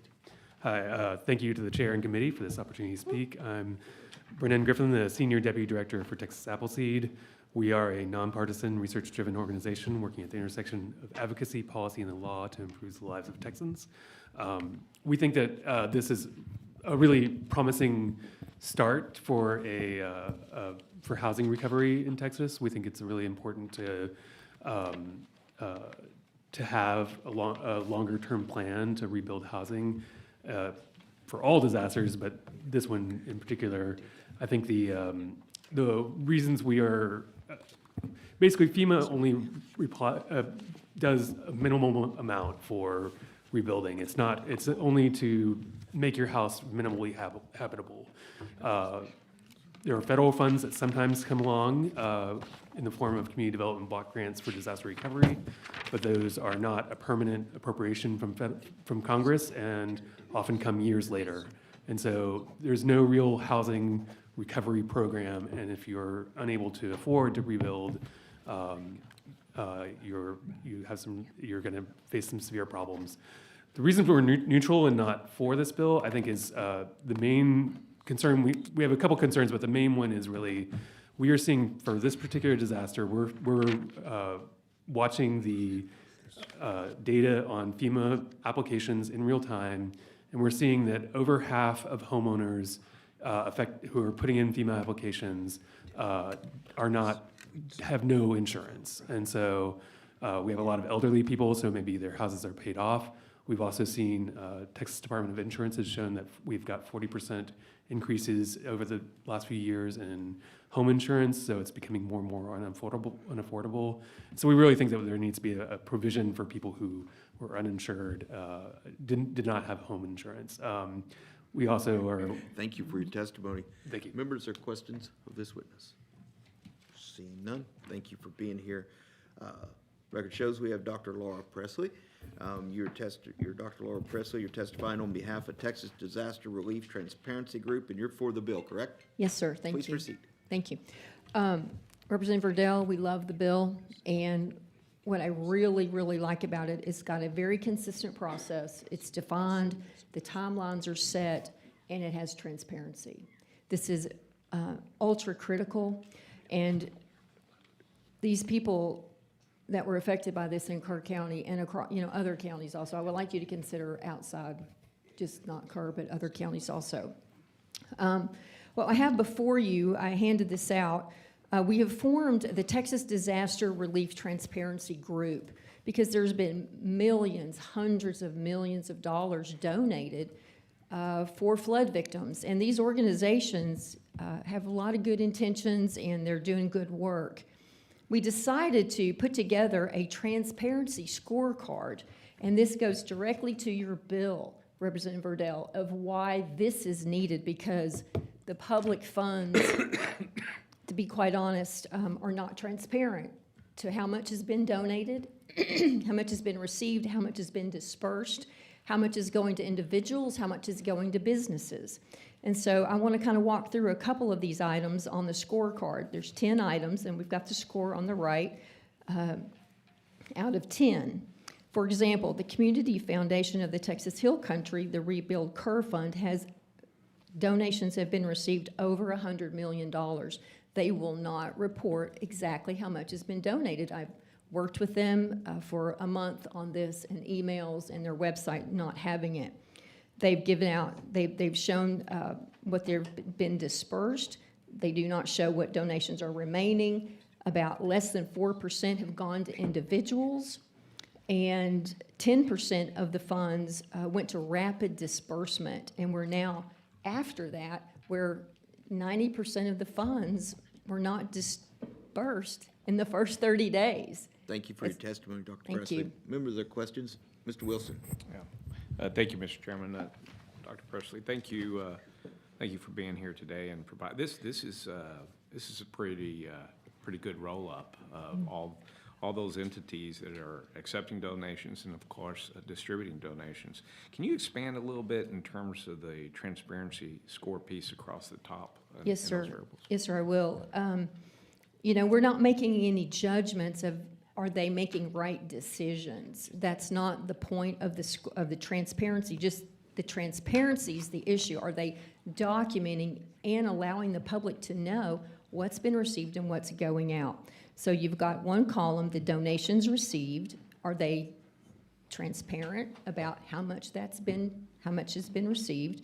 The total donations that have been dispersed, the rapid disbursement within the first 30 days, and then after that, how much of the donations that are still remaining to be dispersed, and what their future plans are, the percent of the funds that went to individuals, the percent of the funds that have gone to businesses, the percent of the funds that went to first responders, and the percent of the funds that went to a government entity. And then a scorecard out of those 10. And basically are they reporting in these categories? And it's really surprising. You've got a lot of red. Red means they're not being transparent. They will not produce the information. Some of the funds or the organizations or GoFundMe, which have no transparency whatsoever. And so I just want to highlight and underscore why this bill by Representative Verdell is so important. We've got a lot of public things going on, but we need a government program. And I'm a conservative, and I'm saying this, it's hard to believe, but you look at the data. Look at the data, why we need this. And I'm grateful, Representative Verdell, for this, and we're here for questions. And this will be a continuous process. We will update the committee on this, and these organizations have been told that we would be doing this report to you, and we would be reporting this to the public, because I think we need transparency with regard to where these funds are, where they're going, and the timeline and the distributions. And I'm here for questions. Thank you. Okay. Members, other questions? No? Yes? Oh, no, sorry. Okay. Okay, thank you very much, Dr. Thank you. Presley. Cyrus Reed. I don't see Cyrus. We're going to show Cyrus Reed was here on behalf of the Lone Star chapter of Sierra Club for the bill, not testifying. Record shows we have Kenneth Flippen. You're Kenneth Flippen. You're testifying on behalf of Texas chapter of U.S. Green Building Council and yourself, and you're for the bill. Is that correct? That's correct. Please proceed. Again, Ken Flippen, Texas chapter of U.S. Green Building Council. I want to say, Representative Verdell, this is an excellent bill. I'm even more impressed by the fact that you openly said it was presented to you by a constituent. I want to say that that's what's great about and how many state reps that we have that do open up their offices to good ideas from their constituents. I want to encourage more reps to do that and talk about it. Secondly, I want to talk specifically about some of the provisions I think are very important. I really like how there's a 50%, and this is section 419A of the bill, and there's A and B. A says 50% if you're rebuilding in the same floodplain, but 100% if you build higher. And this is exactly what the incentives that we think are smart, because they're going to have to rebuild. But instead of telling people like, well, you can't rebuild, we're not going to give you anything if you do it the way you want to do it, but we're going to give you more incentive to do it right so that it's safer. That's the kind of program that will make the most sense. And so I just want to say, we think that this is a well-designed bill, has a lot of good incentives to build safer. And that flood mitigation, again, those techniques do more than just prevent flood mitigation. They improve the water quality, they improve the value of the land. When we are actually feeding those straws that were talked about before, we're feeding those aquifers, we're improving the quality of land for farmers and ranchers as well. So there's a lot of reasons why this is going to help your community. Thank you. All right. Members, further questions? Okay.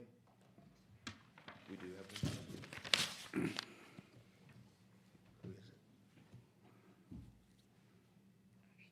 Oh, there it is. All right. Thank you all for being here. Chair calls Ashley Harris.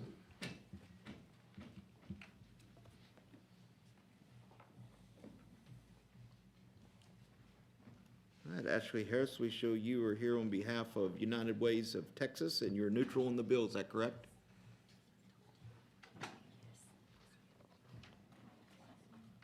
Is all that correct? Yes. Please proceed. Good morning, members. Ashley Harris, United Ways of Texas, here testifying on House Bill 164. I just want to take the opportunity to, while you're talking about this bill, to share more about ALICE, and those are households that are asset limited, income constrained, and employed. These are our working Texas families who earn above the poverty level but still struggle to cover basic needs. During floods and disasters in particular, our ALICE families are especially vulnerable if relief programs are not accessible and targeted to their needs. So when I saw this bill come up today, I just want to provide some initial thoughts. Representative Verdell, I know I'm going to follow up with your office too, and appreciate you bringing this. Just so some initial thoughts, I think it's important to maybe think about creating a set-aside for ALICE households so they don't fall through the cracks. They often don't meet those traditional eligibility criteria for big relief programs like this. Also, I think it's important to place greater weight on income and award prioritization. Also, to provide support for relocation so families aren't forced back into high-risk areas. And lastly, something I'm happy to explore further if of interest and to be a support to the office on is to keep those applications as simple and accessible as possible for those with limited resources, especially for our seniors who may not meet all of the, as the language is right now, meet all of those eligibility criteria.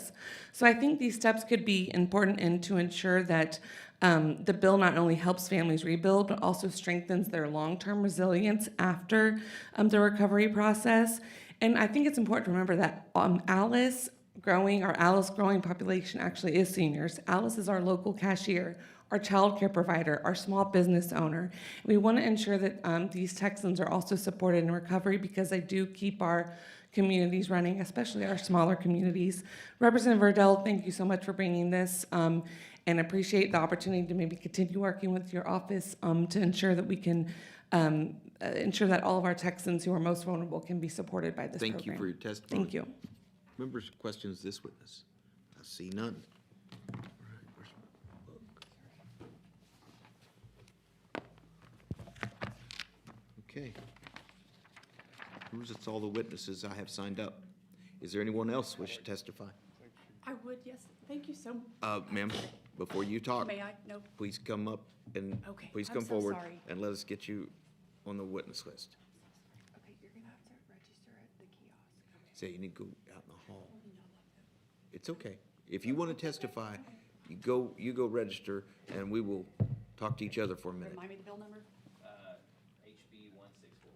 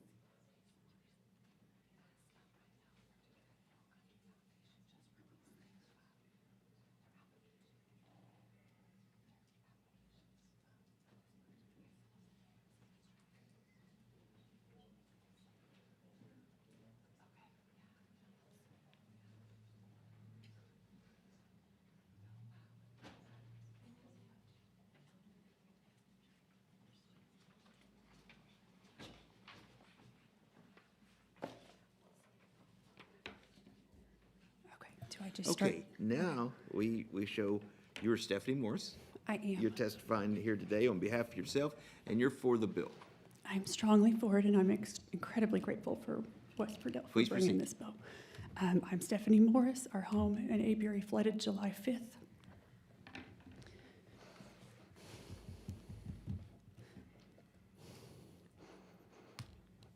I'm also a nurse. I have been for 25 years. I know about sentinel events when combination of different issues lead to trauma, disasters. And it's not just the event itself that traumatizes people and leaves it long-term. I'm sorry. Ma'am, would you pull your microphone a little closer and speak up a little bit? We're having trouble hearing you. It's not just the event itself that traumatizes individuals and families, the loss of life, the loss of property, but it is the weeks and months afterwards and attempting to recover on many levels, including financially. Navigate, even if you have home insurance, NFIP flood insurance, which is full of loopholes and a lot of reasons that they're not going to cover, even if you have coverage for contents, which we did. Navigating the NFIP and FEMA systems is incredibly difficult, and as our NFIP adjuster, it's so confusing.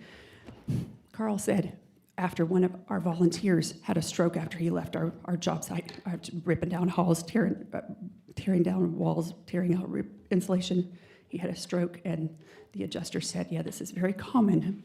My clients often die not only during the event, but in the weeks and months after, because navigating the stress of even navigating the recovery and the NFIP and FEMA systems, in addition to organizations claiming that they want to help, and you're inundated with people saying they want to help, but very few either actually have the means to. It's hard to tell what's a scam, what's not. And we tell our stories over and over and over, not trying to. Our flood coverage will not cover the majority of what we have lost. Yep, thank you for your testimony. I just, Members, thank you. Questions of this witness? Oh, Mr. Riddell. Thank you, Chairman King. Thank you, Ms. Morris, for, don't feel bad for going to register and testifying. That's I'm nothing sorry. wrong with that at all. It's all right. Thank you. It's a good, sometimes people need a little quick break too. Did I see that you raise bees also? Yes, I do. Okay, my mom's also a bee raiser, so. I appreciate the kind stuff you said. I wish I could take credit for this bill, but this really is a constituent that is watching this. Their house ended up, water came all the way up to their house, and they're watching their neighbors go through this. Mhm. And one thing, what county are you in again? Williamson. Williamson, okay.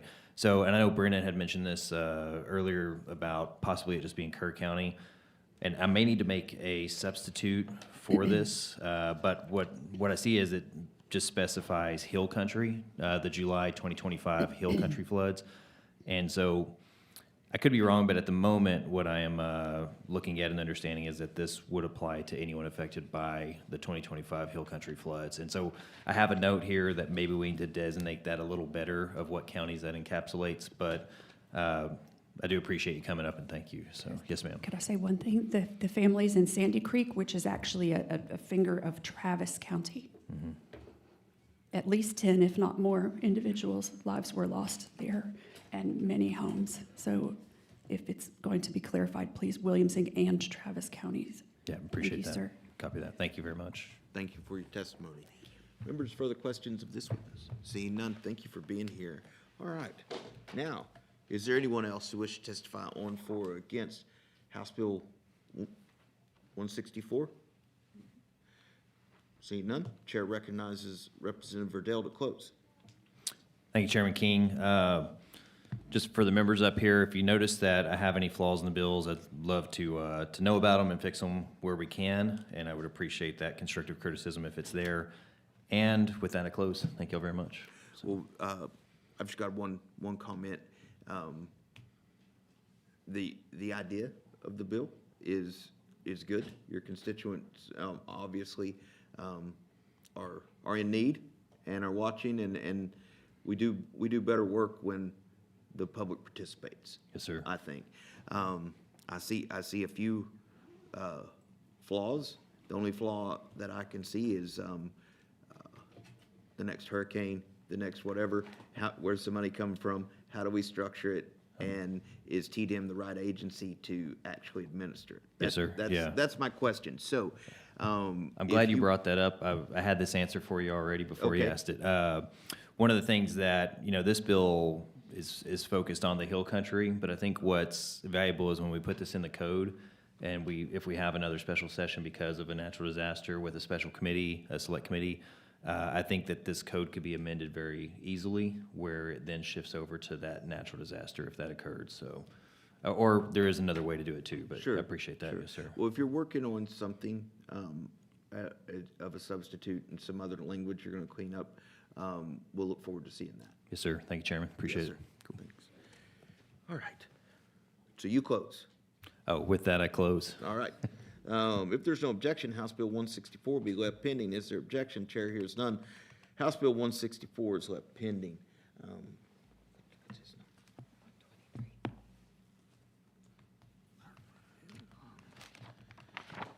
right.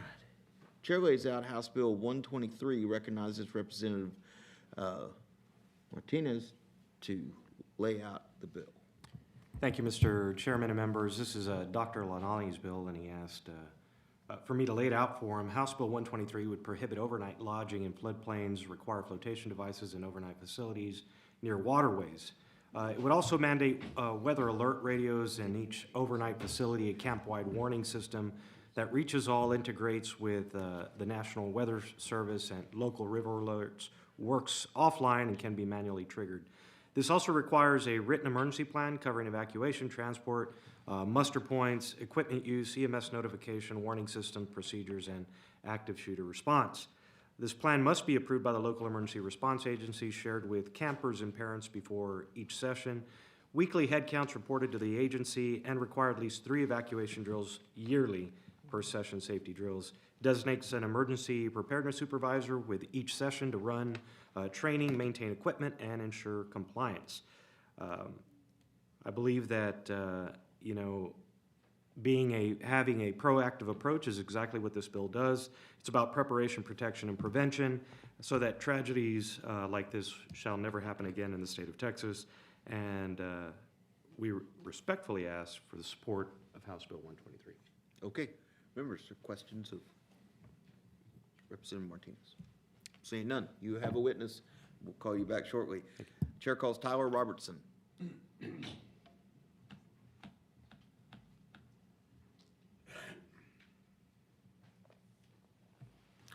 Record shows you're Tyler Robertson. You're testifying on behalf of Camping Association for Mutual Progress and Camp Longhorn, and you're neutral on the bill. Is that correct? Yes, sir. Please proceed.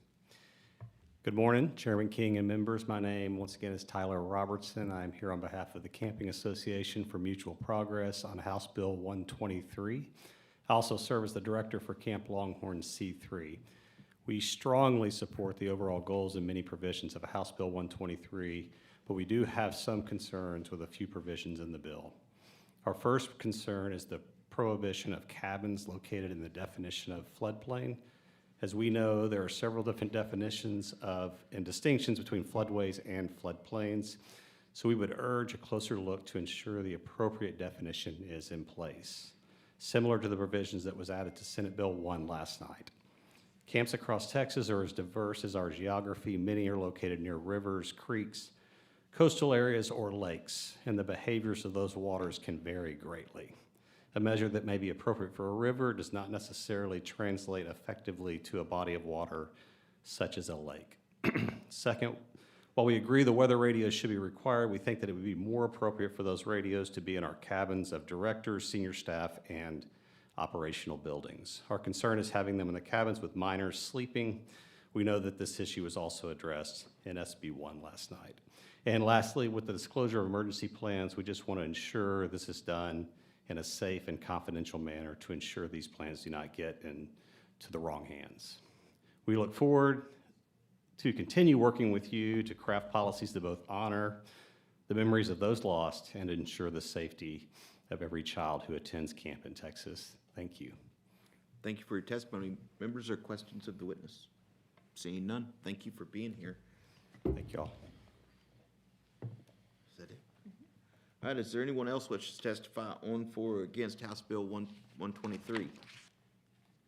Seeing none, Chair recognizes Representative Martinez to close. And I close.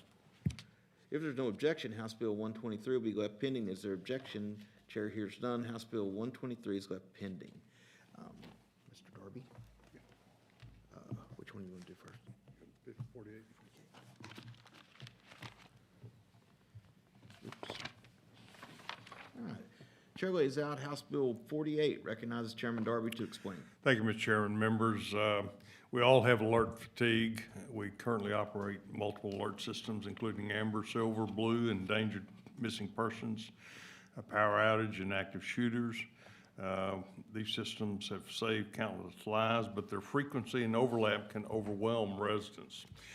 The risk of desensitization, it's Friday, I'm sorry, I apologize, became clear during the July 4th flooding. RAND study shows that nearly 30% of Texas have disabled at least one type of alerts. This bill creates a 9-member alert notification system group within TDM, Texas Division of Emergency Management.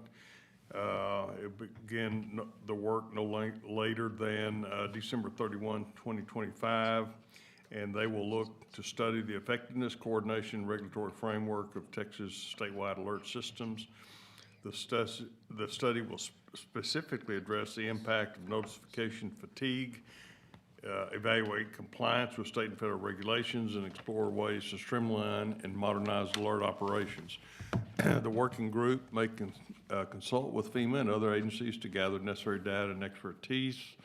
They will conclude their work no later than December 1, 2026, and the act and the working group will expire on January 1, 2027. Ensuring that this is a targeted and time-limited effort to provide actionable solutions for the legislature. With that, members, I'll stand ready for any questions. If not, reserve the opportunity to close. Members, any questions? Hearing none, we'll reserve your right to close. Okay. This time, Chair calls up Dr. Laura Presley, Kelly Rabin, Brock Davis, and Brendan Davis.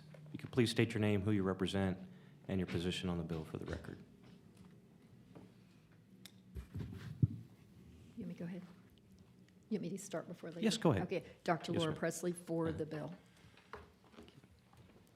Hello and welcome.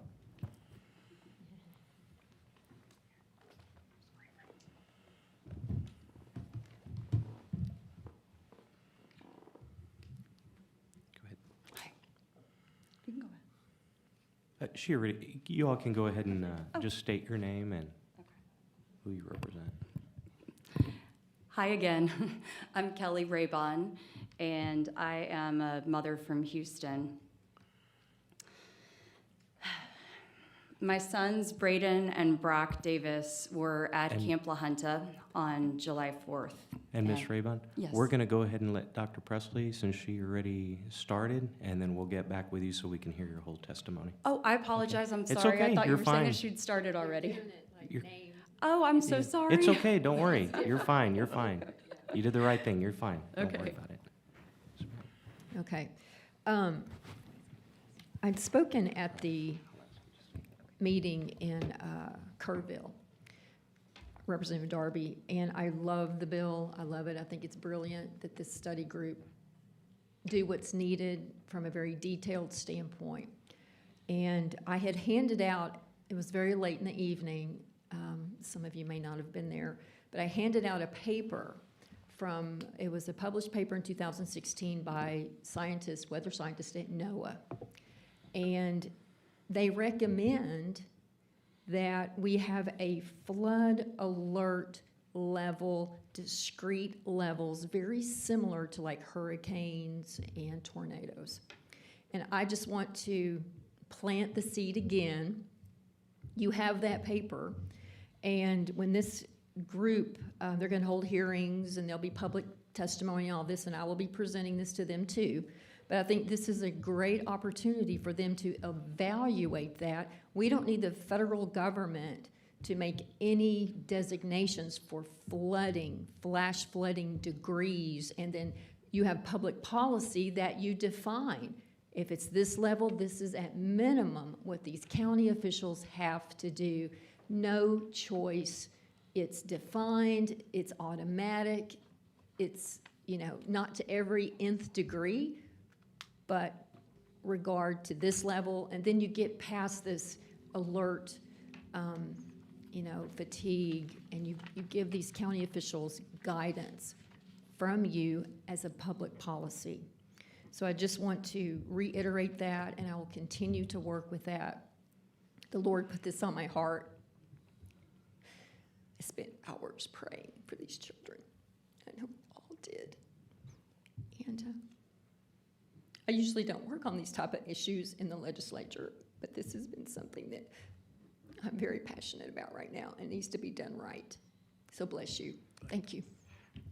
Thank you very much. And now, Ms. Raybon, and are Brock and Braden going to testify with us today? Brock would like to say a few words. Would he? Okay, yes, ma'am.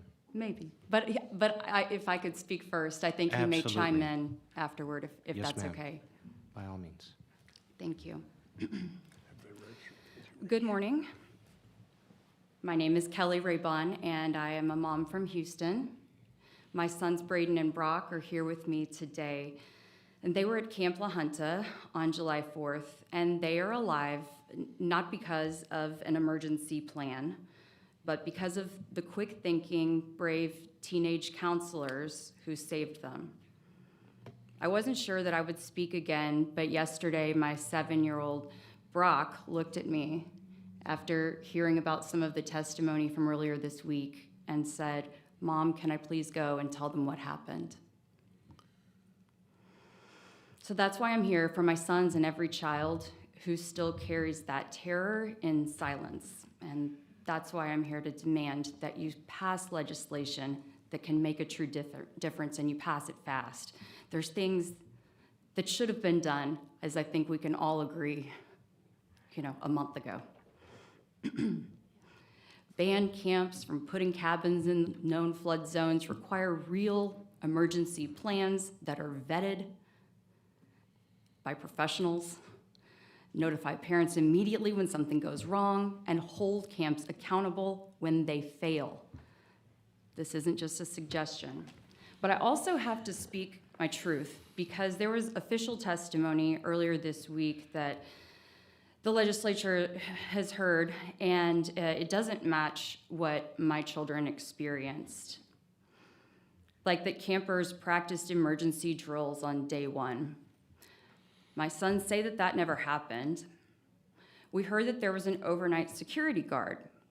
So my question is, how did an entire dining hall start to fall apart without anyone noticing or calling? It was pure chaos at Camp La Junta that night. I still don't know what their emergency plan was, but whatever it was, if it even existed, it failed. And they're just lucky that all the kids are still here to tell a story. The truth is that it was the brave teenage counselors with no direction from leadership who saved my son's life. They are the heroes of this story. And any testimony that does not acknowledge their pure courage and bravery is quite upsetting to each of us. And I'm speaking on behalf of so many who don't have the courage to speak up today, but they will at some point.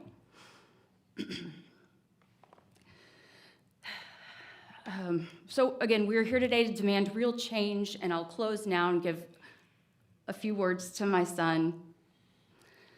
The voices that you need to hear are not just from parents, you need to hear from the children who are living with the consequences of what happened that day, the inaction of others, and, well, hopefully, better action moving forward.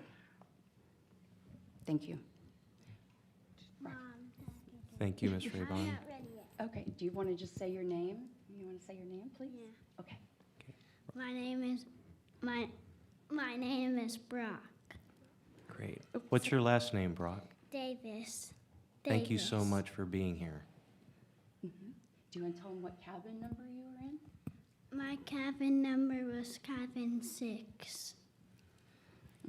And you were at what camp? La Junta. And you're here supporting this bill, is that correct? That's how we have you registered. Yes, you're for this? Is there anything else you would like to say, Brock? No. Okay. Braden, would you like to say? Okay. Do you want to say that you're in support of it if you are? Oh, okay. Well, he assures me that he's in support of it. Well, thank you so much for being here and for y'all being brave, and we're glad to see you here. Thank you. Members, do you have any questions for our panel? Representative Johnson. Kelly, thank you very much for being here. Braden and Brock, thank you for being here. You came up from Houston this morning. Your mom has had a chance to talk to some of us both at the Kerrville hearing. She came up and testified for y'all, but she's also continued to reach out to us ever since then. If either one of you are comfortable answering, it might help us. But I know it's rained a lot in Houston lately. And how do you feel now when you see the rain?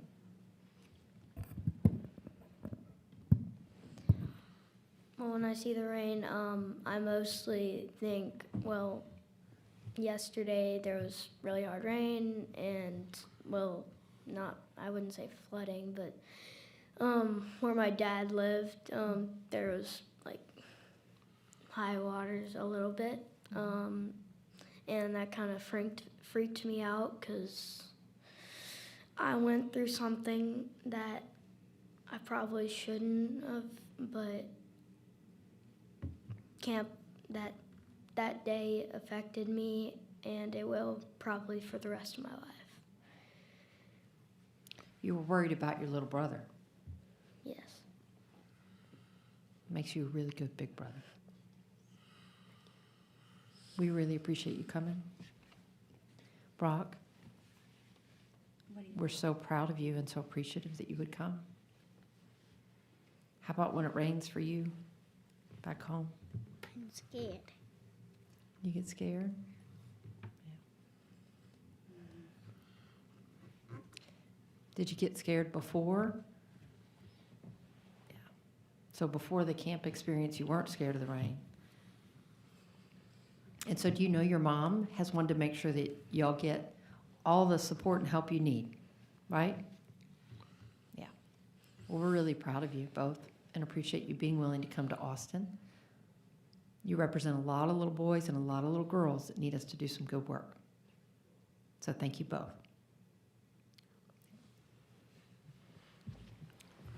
Chairman Darby. Thank you. Again, Braden and Brock, we very much appreciate you being here.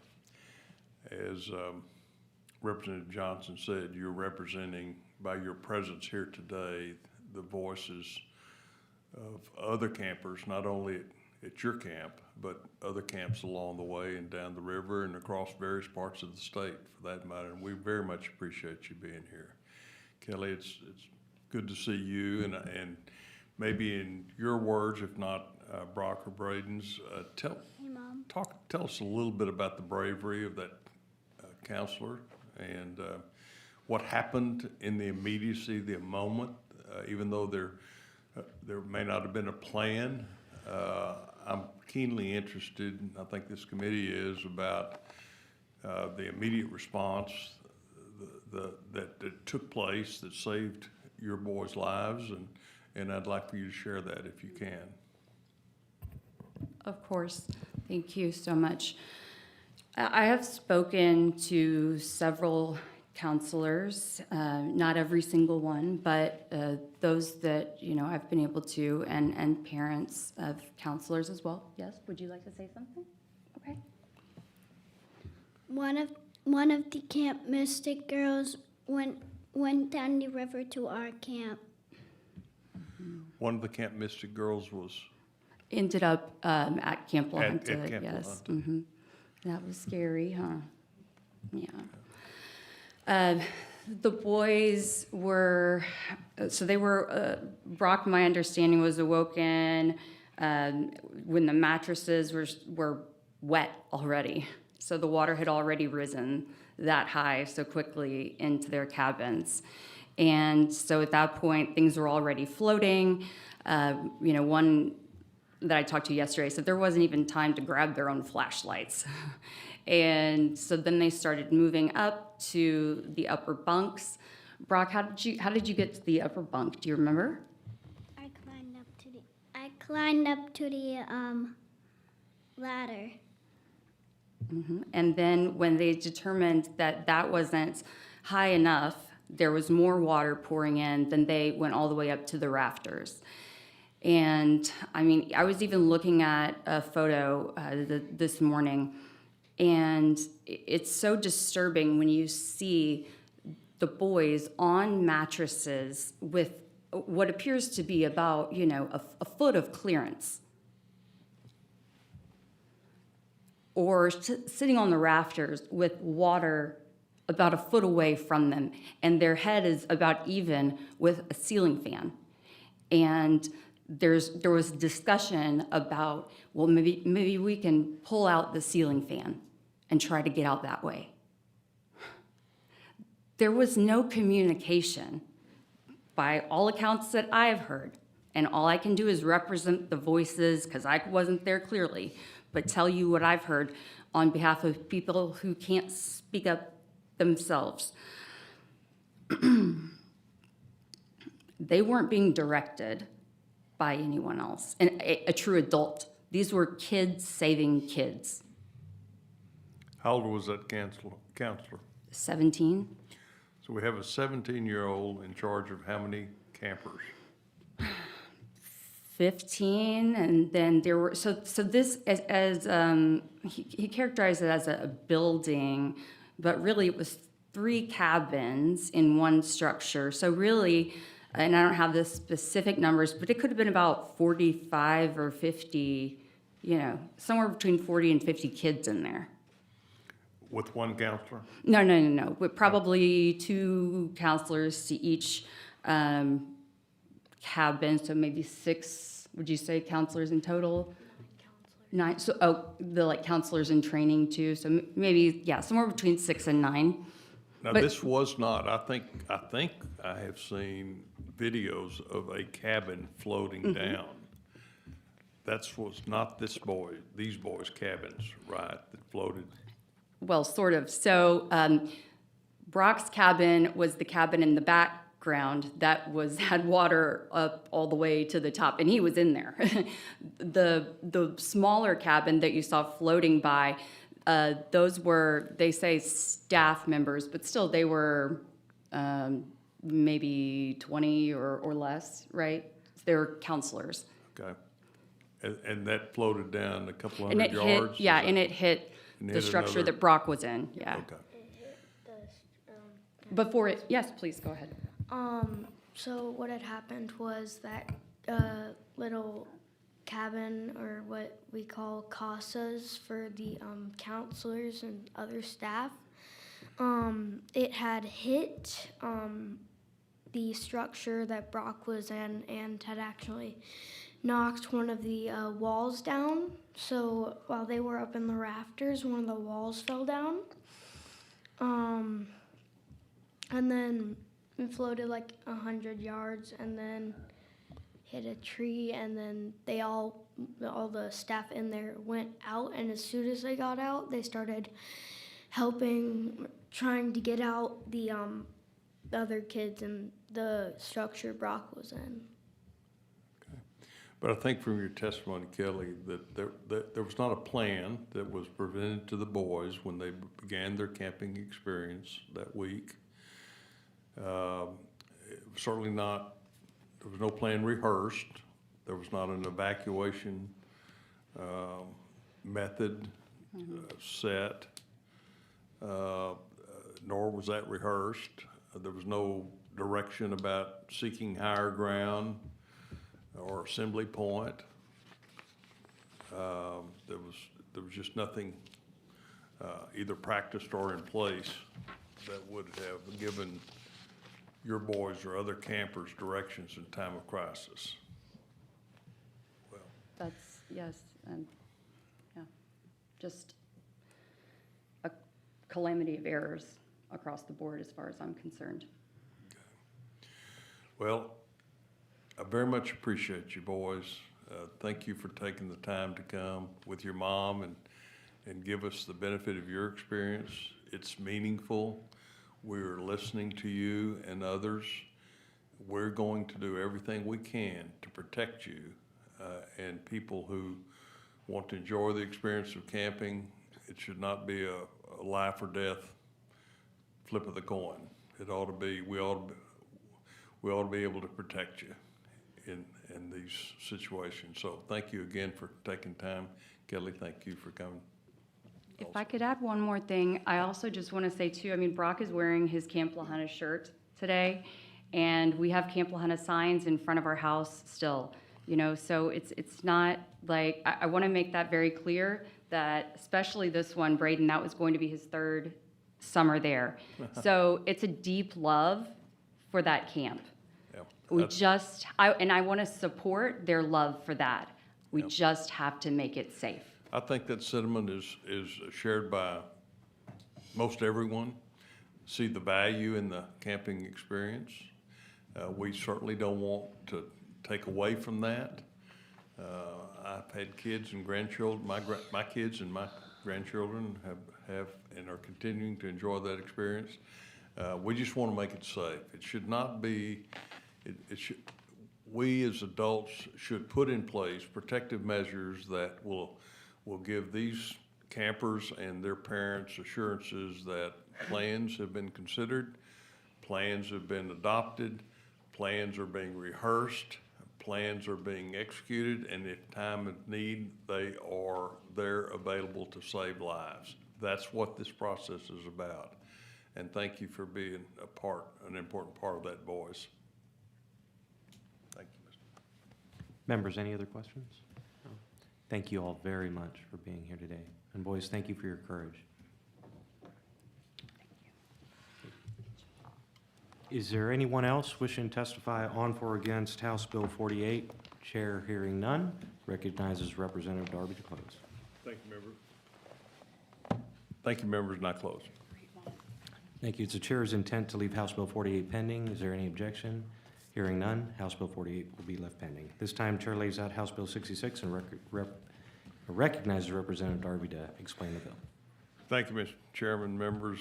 This bill addresses a critical gap in Texas disaster recovery framework by creating a state-administered program that extends financial assistance not only to political subdivisions, which you've heard from, but also individuals and businesses recovering from governor-declared disasters.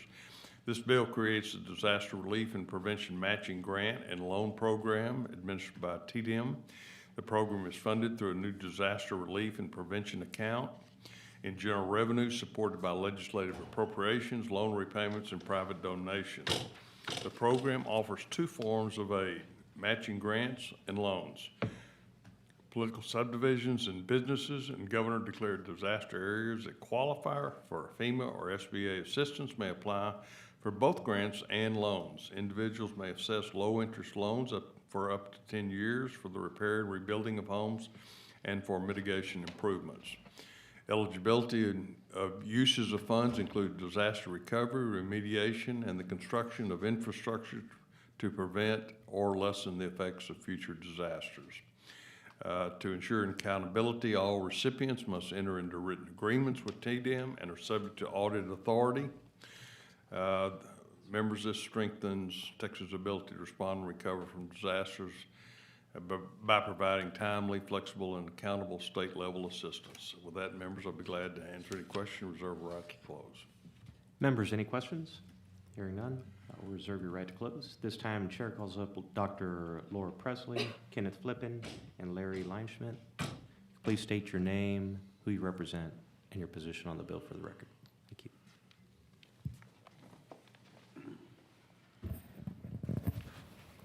I'm Dr. Laura Presley, representing Texas Disaster Relief Transparency Group.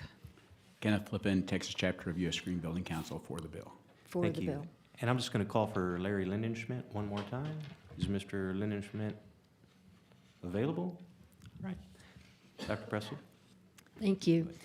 Representative Darby, thank you for this bill, wholeheartedly supporting this bill. One thing I would like to plant the seed and see if you would consider adding on page 3, section lines 12, 13, and 14, if you would consider allowing individuals to also access matching grants, not just loans. I just want to plant that seed, if you would consider that, I think, and also adding some timelines, limits of how soon this stuff has to be done. That would be very helpful. You know, I refer back to the scorecard that I gave you, and Representative Johnson, you were not here when I spoke before, but I want to make sure you got this. You know, transparency is a yes or a no. It's not a maybe. So when you look at all of the millions and millions of dollars that have been donated for victims of this flood, it's just basic requirement to be transparent. And I think what the government programs will do is provide transparency. How much, who's getting it, not people names, but what's been dispersed. We would like, I mean, you can just see from the scorecard that individuals, and if you look at line item 1, individuals are getting less than the businesses are from, you know, the over $100 million that have been donated to the Community Foundation, the Rebuild Curve Fund. So really, Representative Darby, this data supports adding in an individual component to the matching grant. And I'm here for any questions.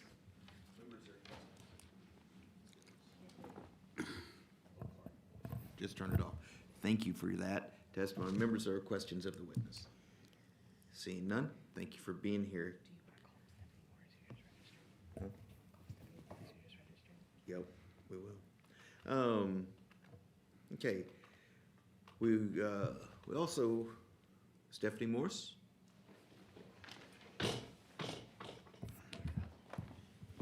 We show you Stephanie Morse. You're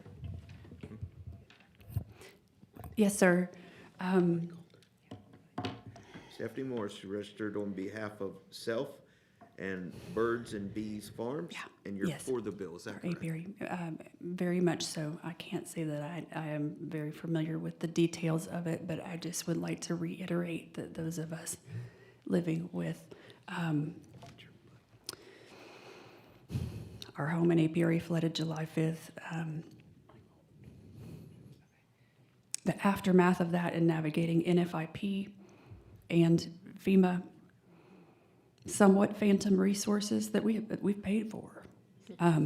We've paid for it, but it's not. There's so much it's not covering, and I don't know how.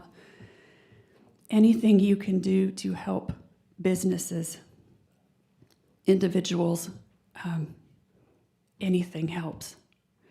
My husband, we own the property together. We are not married anymore. My husband lost tens of thousands of dollars. He is a general contractor in tools that are gone. You know, maybe it doesn't matter. Maybe they're not considered essential. But my daughter, who just started her life as a sixth grade science teacher, had been saving up items for her classroom, you know, hundreds of dollars of school supplies and things that she needs for these students and her Texas students. That's all gone. My son, he had insurance on his car, but the insurance for his car does not cover replacement. He still owes another $7,000 on that vehicle that he can't drive. There are just so many different layers, not to mention the home and other belongings, but, which is not at all. It's nothing compared to the families who have suffered and the lives lost. I know, but it is huge stress. It's a continued strain. So I apologize for my lack of familiarity with the details, but please. Thank you. Thank you. Members or questions, this witness? Oh, you, okay. Thank you for being here.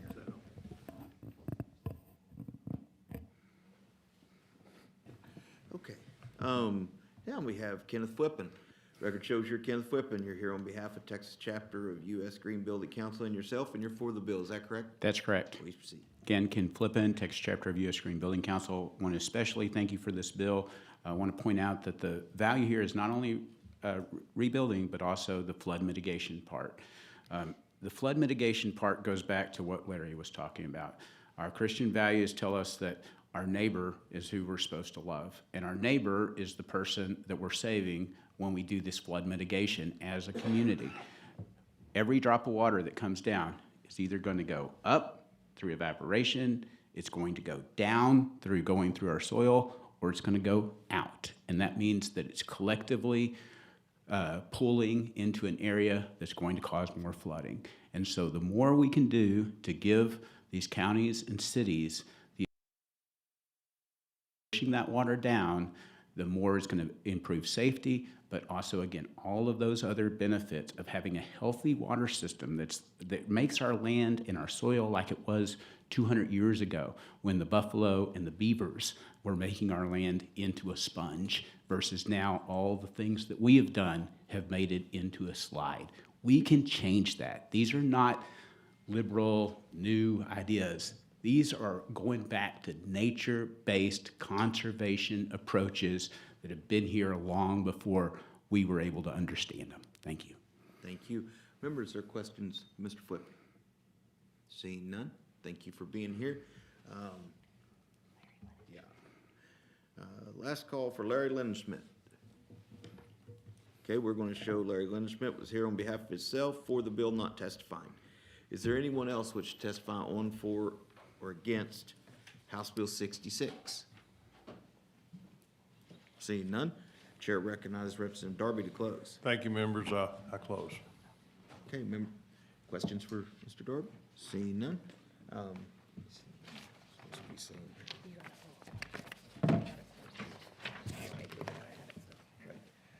right. Hearing no questions for Chairman Darby, and he closes. If there's no objection, House Bill 66 will be left pending. Is there objection? Chair hears none. House Bill 66 is left pending. So now, okay, so these are our vote sheets. That's correct. Okay.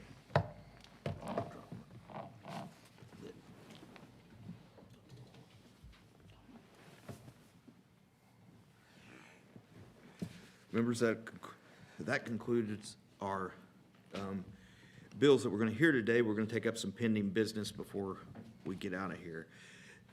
Chair lays out House Bill 48 is pending business. Members, it's the bill that Chairman Darby laid out today regarding a working group to study alert notification systems. Chair moves that House Bill 48 without amendment be reported favorably with the full House recommendation that do pass be printed. Clerk, call the roll. Vice Chair Martinez? Aye. Bonner? Aye. Darby? Johnson? Yes. Lauterbach? Moody? Verdell? Wilson? Yes. Chair King? Aye. 8-0. There being 8 ayes, 0 nays, motion prevails. Chair lays out House Bill 149 is pending business. Members, this is Representative Lauterbach. This is the bill Representative Lauterbach laid out regarding the approval of public safety radio communication systems for interoperability.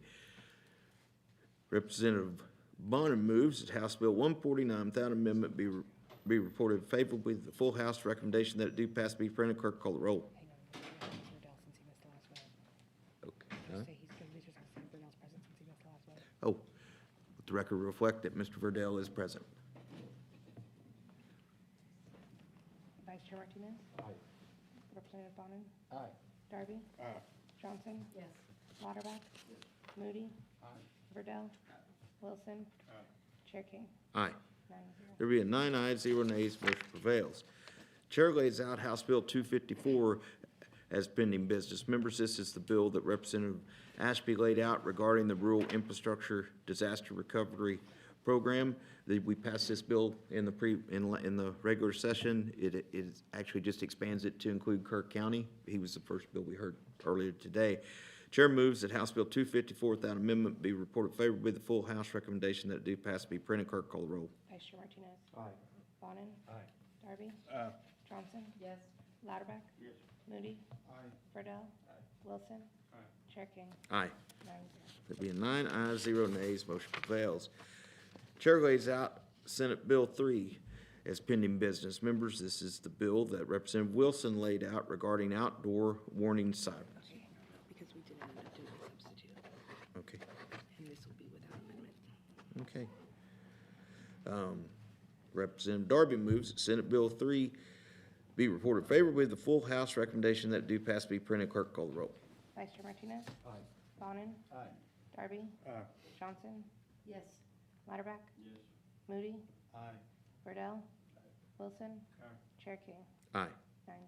There being 9 ayes, 0 nays, motion prevails. Chair lays out Senate Bill 18 is pending business.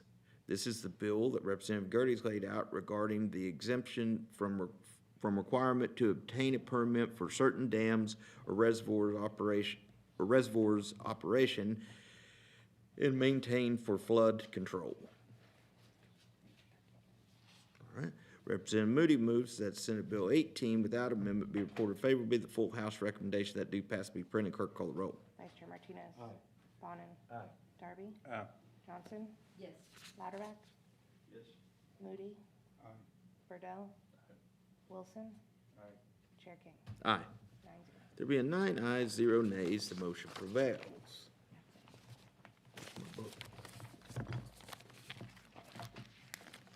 All right, members, that concludes today's agenda.